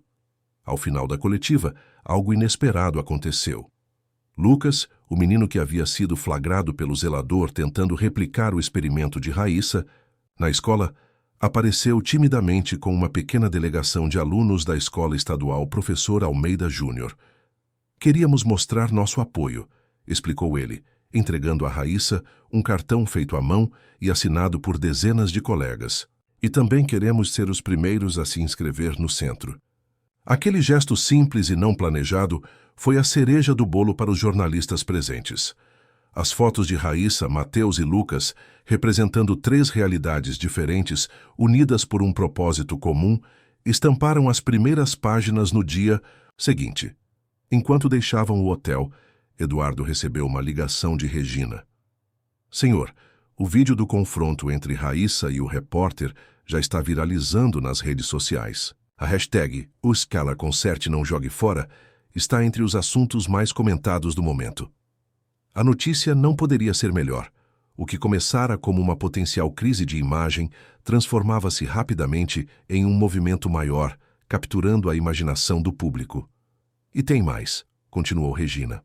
Já recebemos ligações de 3 grandes empresas de tecnologia interessadas em patrocinar programas no centro e 2 universidades oferecendo parcerias para desenvolvimento de currículos especializados. No carro, voltando para casa, Raíssa estava silenciosa, processando tudo o que havia acontecido. Ao seu lado, Dona Conceição apertou sua mão gentilmente. Você foi incrível lá, filha. Seu avô estaria tão orgulhoso. Raíssa sorriu, mas seus pensamentos estavam em outro lugar. Mãe, você acha que vai funcionar? Que crianças ricas e pobres realmente vão conseguir estudar juntas sem, sem todas essas divisões que vemos todos os dias? Dona Conceição refletiu por um momento. Não será fácil. Preconceitos não desaparecem da noite para o dia. Mas lembra o que seu avô dizia sobre consertar coisas complicadas? Um passo de cada vez, começando pela peça mais importante, recitou Raíssa, sorrindo ao lembrar da máxima favorita do avô. Exatamente. E a peça mais importante em qualquer relacionamento humano é o respeito. Você e Mateus já demonstraram que isso é possível. Outros seguirão o exemplo. Nas semanas seguintes, a construção do Centro Comunitário Mãos à Obra avançou em ritmo acelerado. Eduardo mobilizou sua empresa inteira para o projeto, fazendo dele uma prioridade absoluta. Arquitetos trabalharam em conjunto com educadores para criar espaços que favorecessem a aprendizagem colaborativa. Engenheiros consultaram Raíssa sobre as especificações dos laboratórios e oficinas, valorizando sua experiência prática. O terreno escolhido, localizado exatamente na fronteira entre 2 mundos, transformou-se em um canteiro de obras fervilhante. Moradores do Morro do Querosene foram contratados para trabalhar na construção, recebendo salários justos e capacitação profissional no processo. Queremos que a comunidade sinta que este é o seu centro também, explicou Eduardo durante uma reunião com líderes comunitários locais. Não é uma instituição que está sendo imposta de cima para baixo, mas algo que estamos construindo juntos. Raíssa e Mateus tornaram-se rostos conhecidos no Morro do Querosene. Todos os sábados, realizavam pequenas oficinas preparatórias na associação de moradores, ensinando crianças e adolescentes a consertar brinquedos, eletrodomésticos e aparelhos eletrônicos. As resistências iniciais começaram a se dissipar. Juca, que havia espalhado rumores maldosos sobre Raíssa, acabou participando de uma oficina sobre conserto de smartphones e, impressionado com o conhecimento da menina, tornou-se um dos maiores entusiastas do projeto. Nunca pensei que aprenderia algo útil de graça, comentou ele após conseguir recuperar um celular que todos consideravam perdido. Isso vai mudar muita coisa por aqui.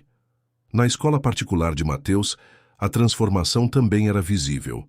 Inspirados pelo exemplo do colega, outros alunos começaram a se interessar pelo projeto. Leonardo, que havia provocado a briga no início, surpreendentemente aproximou-se de Mateus durante o intervalo de uma aula. Ouvi dizer que vocês estão montando um laboratório de robótica no centro comunitário, comentou, tentando soar casual. Meu pai tem alguns equipamentos antigos no consultório que talvez possam ser úteis. Mateus, inicialmente desconfiado, percebeu a tentativa genuína de aproximação. Seria ótimo. Estamos aceitando doações de equipamentos para todas as áreas. Eu poderia, dar uma passada lá qualquer dia desses para ver como está ficando? Aquele pedido, vindo do menino que semanas antes zombava da ideia de se aproximar de favelados, demonstrava o quanto as percepções estavam mudando. Enquanto isso, o tratamento de Dona Conceição progredia positivamente. Embora a esclerose múltipla fosse uma condição sem cura, o acesso a medicamentos adequados e fisioterapia regular havia proporcionado uma melhora significativa em sua qualidade de vida. Ela agora conseguia participar mais ativamente das atividades do centro, contribuindo com sua experiência em costura para um programa de reutilização de tecidos. Nunca imaginei que meus retalhos se transformariam em arte, comentou ela, observando as bolsas e acessórios criados por adolescentes em uma das oficinas piloto. A família Prado também sofria transformações profundas. Eduardo, antes completamente absorvido pelo trabalho, passou a dedicar mais tempo a projetos pessoais e à família. Clarice, inicialmente resistente à aproximação com Raíssa e Dona Conceição, tornou-se uma defensora ferrenha do centro, mobilizando suas conexões sociais para angariar apoio e recursos. Você está diferente, comentou uma amiga durante um almoço beneficente. Mais viva. Clarice sorriu pensativa. Acho que finalmente encontrei um propósito que vai além de organizar eventos sociais e decorar a casa. Ver o impacto real que podemos ter na vida das pessoas muda a perspectiva. 3 meses após a coletiva de imprensa, o Centro Comunitário Mãos à Obra estava pronto para sua inauguração oficial. O edifício, uma mistura harmoniosa de arquitetura moderna e elementos tradicionais, destacava-se na paisagem local. Grandes janelas de vidro permitiam que os passantes vissem o interior vibrante, onde oficinas equipadas com tecnologia de ponta conviviam com espaços de convivência acolhedores. Na véspera da inauguração, Raíssa e Mateus caminhavam pelo centro, verificando os últimos detalhes. Haviam crescido muito naqueles meses, não apenas fisicamente, mas em maturidade e compreensão do mundo. Você acredita que conseguimos? Perguntou Mateus, observando o laboratório de eletrônica onde passariam muitas horas ensinando nos próximos anos. Raíssa sorriu, lembrando-se do dia chuvoso em que tudo começara. Acho que sempre acreditei. Meu avô dizia que os melhores concertos são aqueles que ninguém percebe que foram feitos. As coisas simplesmente funcionam como deveriam. Como nós, respondeu Mateus sem pensar. Quero dizer, nossa amizade. No início parecia tão improvável e agora parece a coisa mais natural do mundo, completou ela. Eles continuaram a caminhar em silêncio confortável, chegando finalmente à peça central do centro. Um grande mural pintado colaborativamente por artistas do Morro do Querosene e alunos da escola de Mateus. A obra retratava uma cidade sem divisões visíveis, onde pessoas de todas as cores e origens trabalhavam juntas construindo pontes, consertando estruturas, plantando jardins. No centro do mural, uma frase em letras douradas capturava a essência do projeto. Não jogue fora o que pode ser consertado, nem coisas, nem sonhos, nem pessoas. É perfeito, murmurou Raíssa, sentindo um nó na garganta. De repente, uma voz familiar chamou seus nomes. Era Eduardo, acompanhado por Dona Conceição, Clarice e um grupo de pessoas que eles não reconheceram imediatamente. Crianças, quero apresentar algumas pessoas importantes, disse Eduardo, aproximando-se. Estes são representantes do Ministério da Educação. Eles estão interessados em usar o Centro Mãos à Obra como modelo para um programa nacional de educação prática. Raíssa e Mateus trocaram olhares de surpresa. O que começara como um gesto impulsivo de ajuda em uma tarde chuvosa agora tinha potencial para impactar vidas em todo o país. E tem mais uma surpresa, acrescentou Clarice com um sorriso enigmático. Mas essa vocês só descobrirão amanhã na inauguração. Naquela noite, Raíssa demorou a pegar no sono. Deitada em sua cama, na casa simples que continuava sendo seu lar, apesar das mudanças em sua vida, ela refletia sobre a jornada dos últimos meses. As dificuldades, os preconceitos enfrentados, as amizades forjadas, as lições aprendidas. Conseguimos, vô, sussurrou para o escuro, sentindo que, de alguma forma, seu avô podia ouvi-la. Consertamos algo realmente grande, desta vez. O que ela não sabia era que a surpresa mencionada por Clarice mudaria sua vida ainda mais profundamente, e que o Centro Comunitário Mãos à Obra seria apenas o começo de uma transformação muito maior, não apenas para ela e Mateus, mas para toda uma geração de jovens que aprenderia que as fronteiras mais difíceis de cruzar são também as mais importantes de derrubar. O dia da inauguração do Centro Comunitário Mãos à Obra amanheceu ensolarado, como se o próprio céu quisesse celebrar o momento. Desde cedo, uma fila se formou na entrada do edifício. Crianças do Morro do Querosene misturavam-se a estudantes de escolas particulares, todos unidos pela curiosidade e expectativa. Pais de diferentes classes sociais conversavam timidamente, unidos pelo interesse comum no futuro de seus filhos. Raíssa chegou cedo, acompanhada por Dona Conceição, que caminhava com mais desenvoltura graças ao tratamento bem-sucedido. Ambas vestiam roupas simples, mas novas, escolhidas especialmente para a ocasião. No pescoço de Raíssa, um pequeno pingente em forma de chave de fenda, um presente que Mateus havia lhe dado na véspera, simbolizando tudo o que a jornada deles representava. Nervosa? Perguntou Dona Conceição, notando como a filha ajustava repetidamente a gola da blusa. Um pouco, admitiu Raíssa. É como se estivesse sonhando. Tenho medo de acordar. Sua mãe sorriu apertando sua mão. Não é sonho, filha. É o resultado. Do seu talento, da sua coragem e do seu coração. Seu avô sempre disse que você faria coisas extraordinárias. Antes que pudessem continuar a conversa, foram abordadas por Janaína, que vinha correndo em sua direção com um grupo de colegas da escola. Raí, isso é incrível. Você não vai acreditar, mas o diretor liberou todas as turmas hoje para virem à inauguração. Disse que é um evento histórico para a comunidade. O entusiasmo da amiga era contagiante. Raíssa sentiu parte de sua ansiedade se dissipar ao ver rostos familiares e amigáveis à sua volta. Janaína, que inicialmente havia questionado sua aproximação com os Prado, agora era uma das maiores entusiastas do projeto, tendo inclusive se inscrito para ser monitora voluntária nas oficinas de ciências. Do outro lado da praça que se formava em frente ao centro, a família Prado chegava discretamente. Eduardo havia insistido que esta não deveria ser uma ocasião para exibir status ou riqueza. Vestia-se com simplicidade, assim como Clarice e Mateus. A única indicação de sua posição era o discreto cordão de segurança, mantido à distância.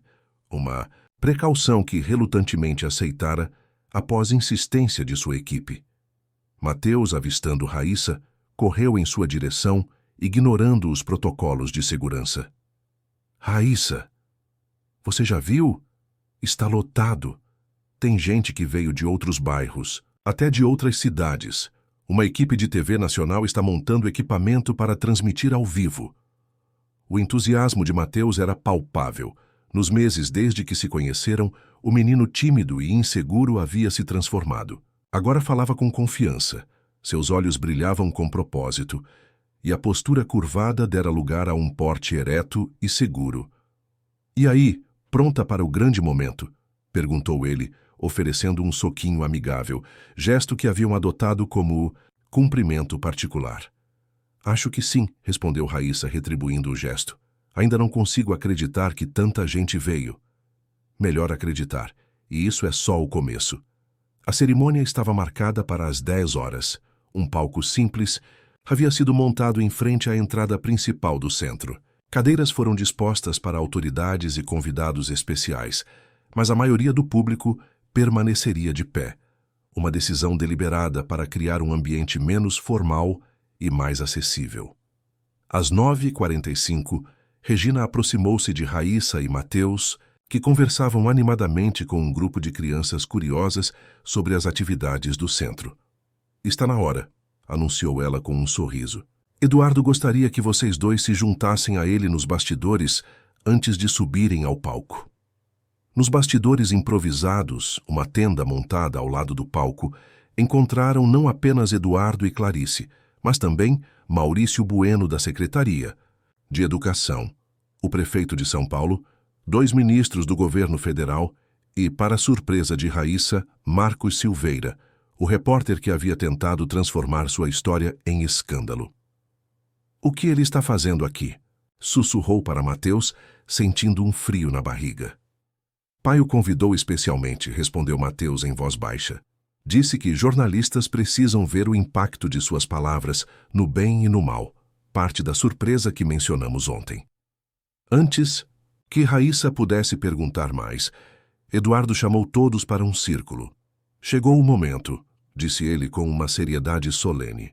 "O que começou como um encontro casual entre 2 crianças de mundos diferentes, hoje se transforma oficialmente em uma instituição que, esperamos, mudará muitas vidas. Mas antes de subirmos ao palco, há algo importante que quero compartilhar com vocês, especialmente com você, Raíssa." Eduardo fez um gesto e Regina aproximou-se carregando uma pasta de documentos e uma pequena caixa de madeira entalhada. "Raíssa, quando você consertou a bicicleta de Mateus naquela tarde chuvosa, você não apenas devolveu a ele um objeto material. Você mostrou a ele e a mim valores que havíamos perdido de vista. A generosidade desinteressada, a criatividade na adversidade, a dignidade do trabalho manual. Você nos ensinou mais do que imagina." Raíssa sentiu o rosto esquentar, com um elogio inesperado. Ao seu lado, Dona Conceição apertou sua mão em apoio silencioso. "Por isso", continuou Eduardo, "decidimos que o Centro Comunitário Mãos à Obra não será apenas patrocinado pela Prado Incorporações. Ele será uma fundação independente, com seu próprio conselho e orçamento garantido por um fundo de dotação perpétuo."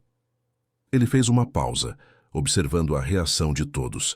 Mesmo o prefeito e os ministros pareciam genuinamente impressionados com o anúncio.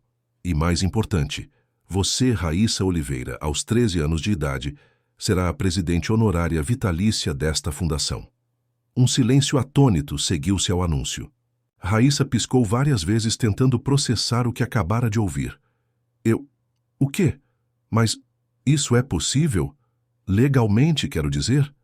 Eduardo sorriu. "Nossos advogados trabalharam intensamente para criar uma estrutura jurídica que permitisse isso. Você terá mentores adultos, é claro, e assumirá responsabilidades gradualmente de acordo com sua idade e preparação. Mas o princípio fundamental é que sua visão, sua abordagem, sua forma de resolver problemas estarão no coração desta instituição, agora e sempre." Regina abriu a pasta e mostrou a Raíssa os documentos oficiais. Ali estava seu nome, ao lado de termos como presidente honorária vitalícia e guardiã da visão institucional. Era real, oficial, irrevogável. "Isso significa..." começou ela, ainda processando a magnitude do que estava acontecendo. "Significa que ninguém poderá mudar a essência do que construímos aqui", completou Eduardo. "Mesmo que um dia eu não esteja mais à frente da Prado Incorporações, mesmo que políticos ou interesses econômicos mudem, a missão original do Centro Mãos à Obra estará protegida. Por você." Clarice aproximou-se então, com a pequena caixa de madeira nas mãos.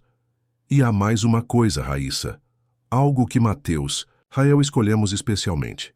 Quando a caixa foi aberta, Raíssa viu um conjunto de chaves douradas sobre um veludo azul. "São as chaves simbólicas do centro", explicou Clarice. "Mas também são reais. A maior abre a porta principal. A menor..." Ela hesitou, trocando um olhar cúmplice com Eduardo.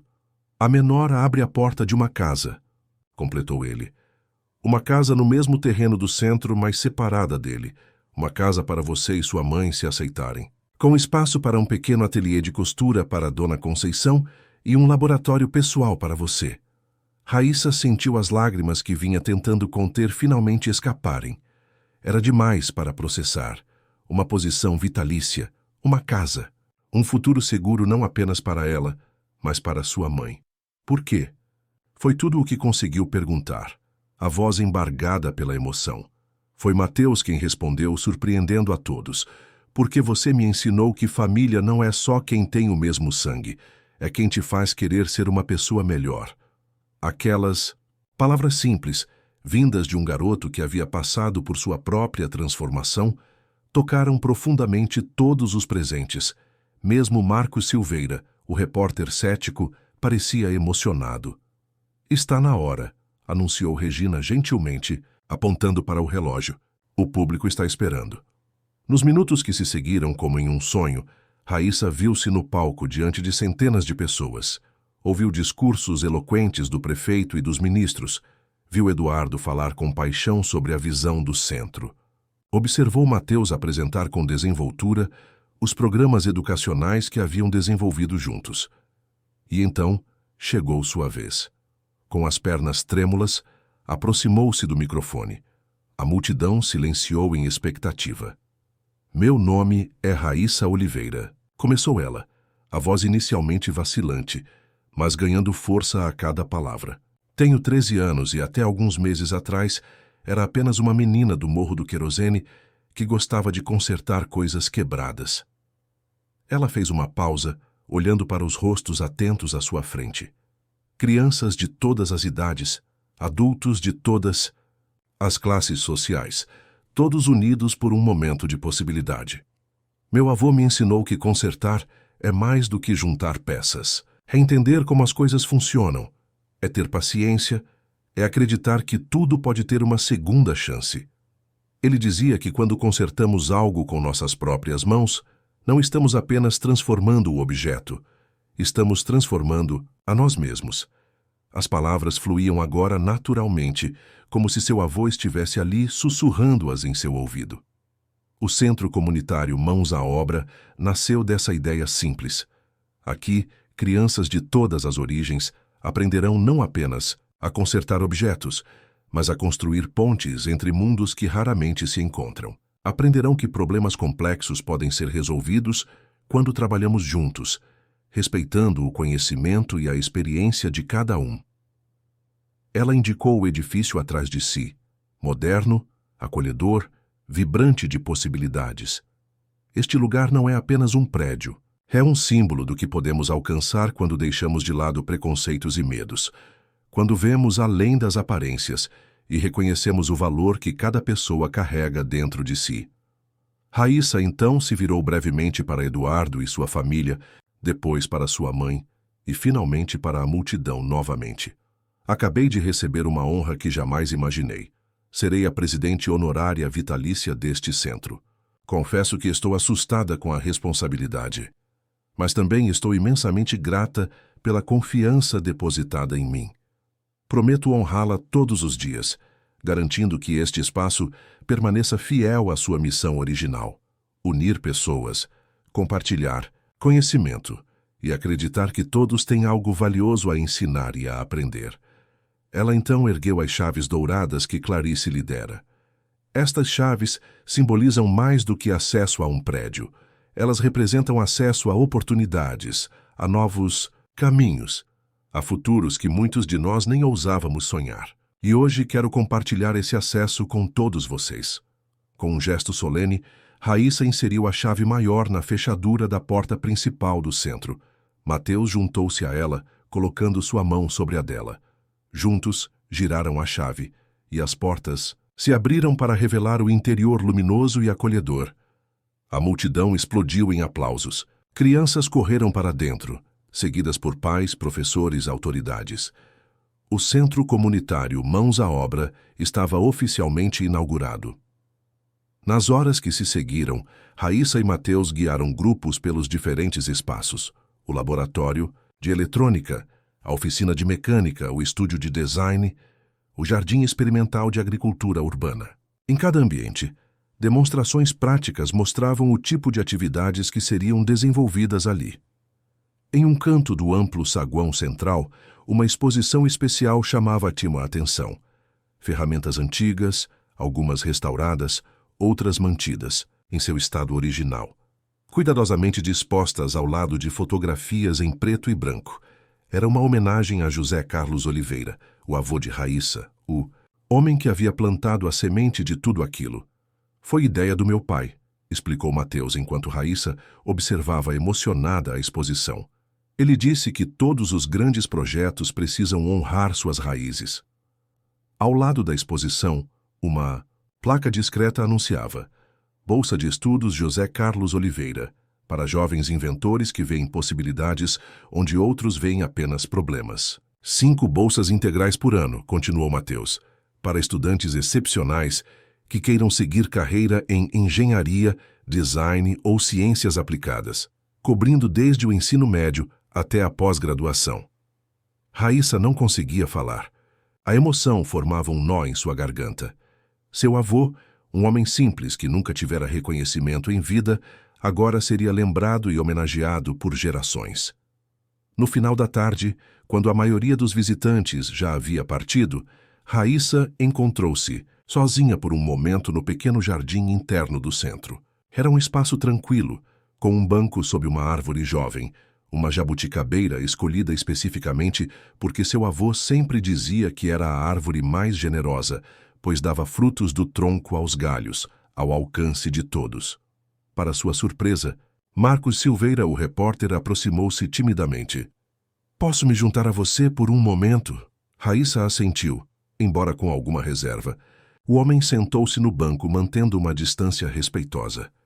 "Vim pedir desculpas", disse ele após um momento de silêncio. "Quando comecei a investigar sua história, estava procurando um escândalo, não uma inspiração. Estava pronto para distorcer, para insinuar, para criar uma narrativa que vendesse cliques e visualizações." Ele parecia genuinamente arrependido, o cinismo profissional momentaneamente substituído por sinceridade. "O que mudou?" perguntou Raíssa simplesmente. "Você mudou. A forma como respondeu às minhas perguntas na coletiva de imprensa.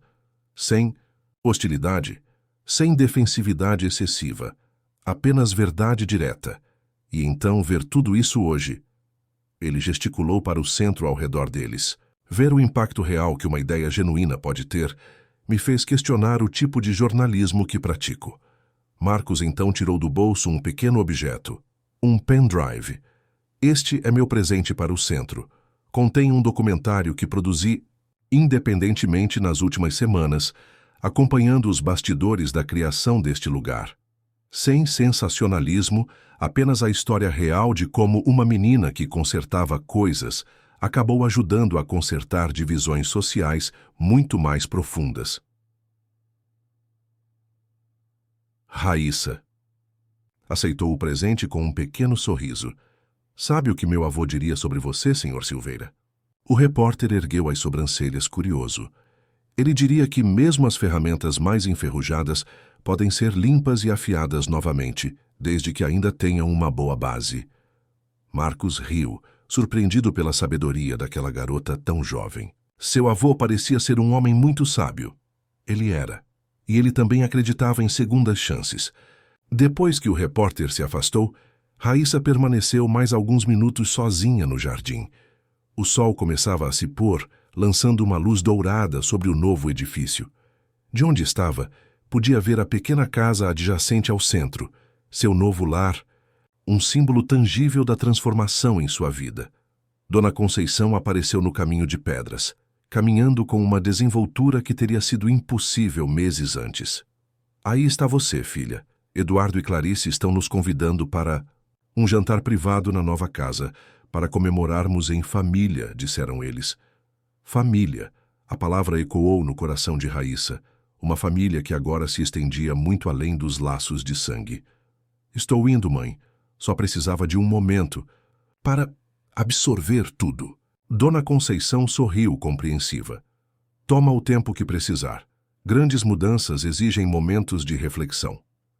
Quando sua mãe se afastou, Raíssa olhou uma última vez para o céu que escurecia.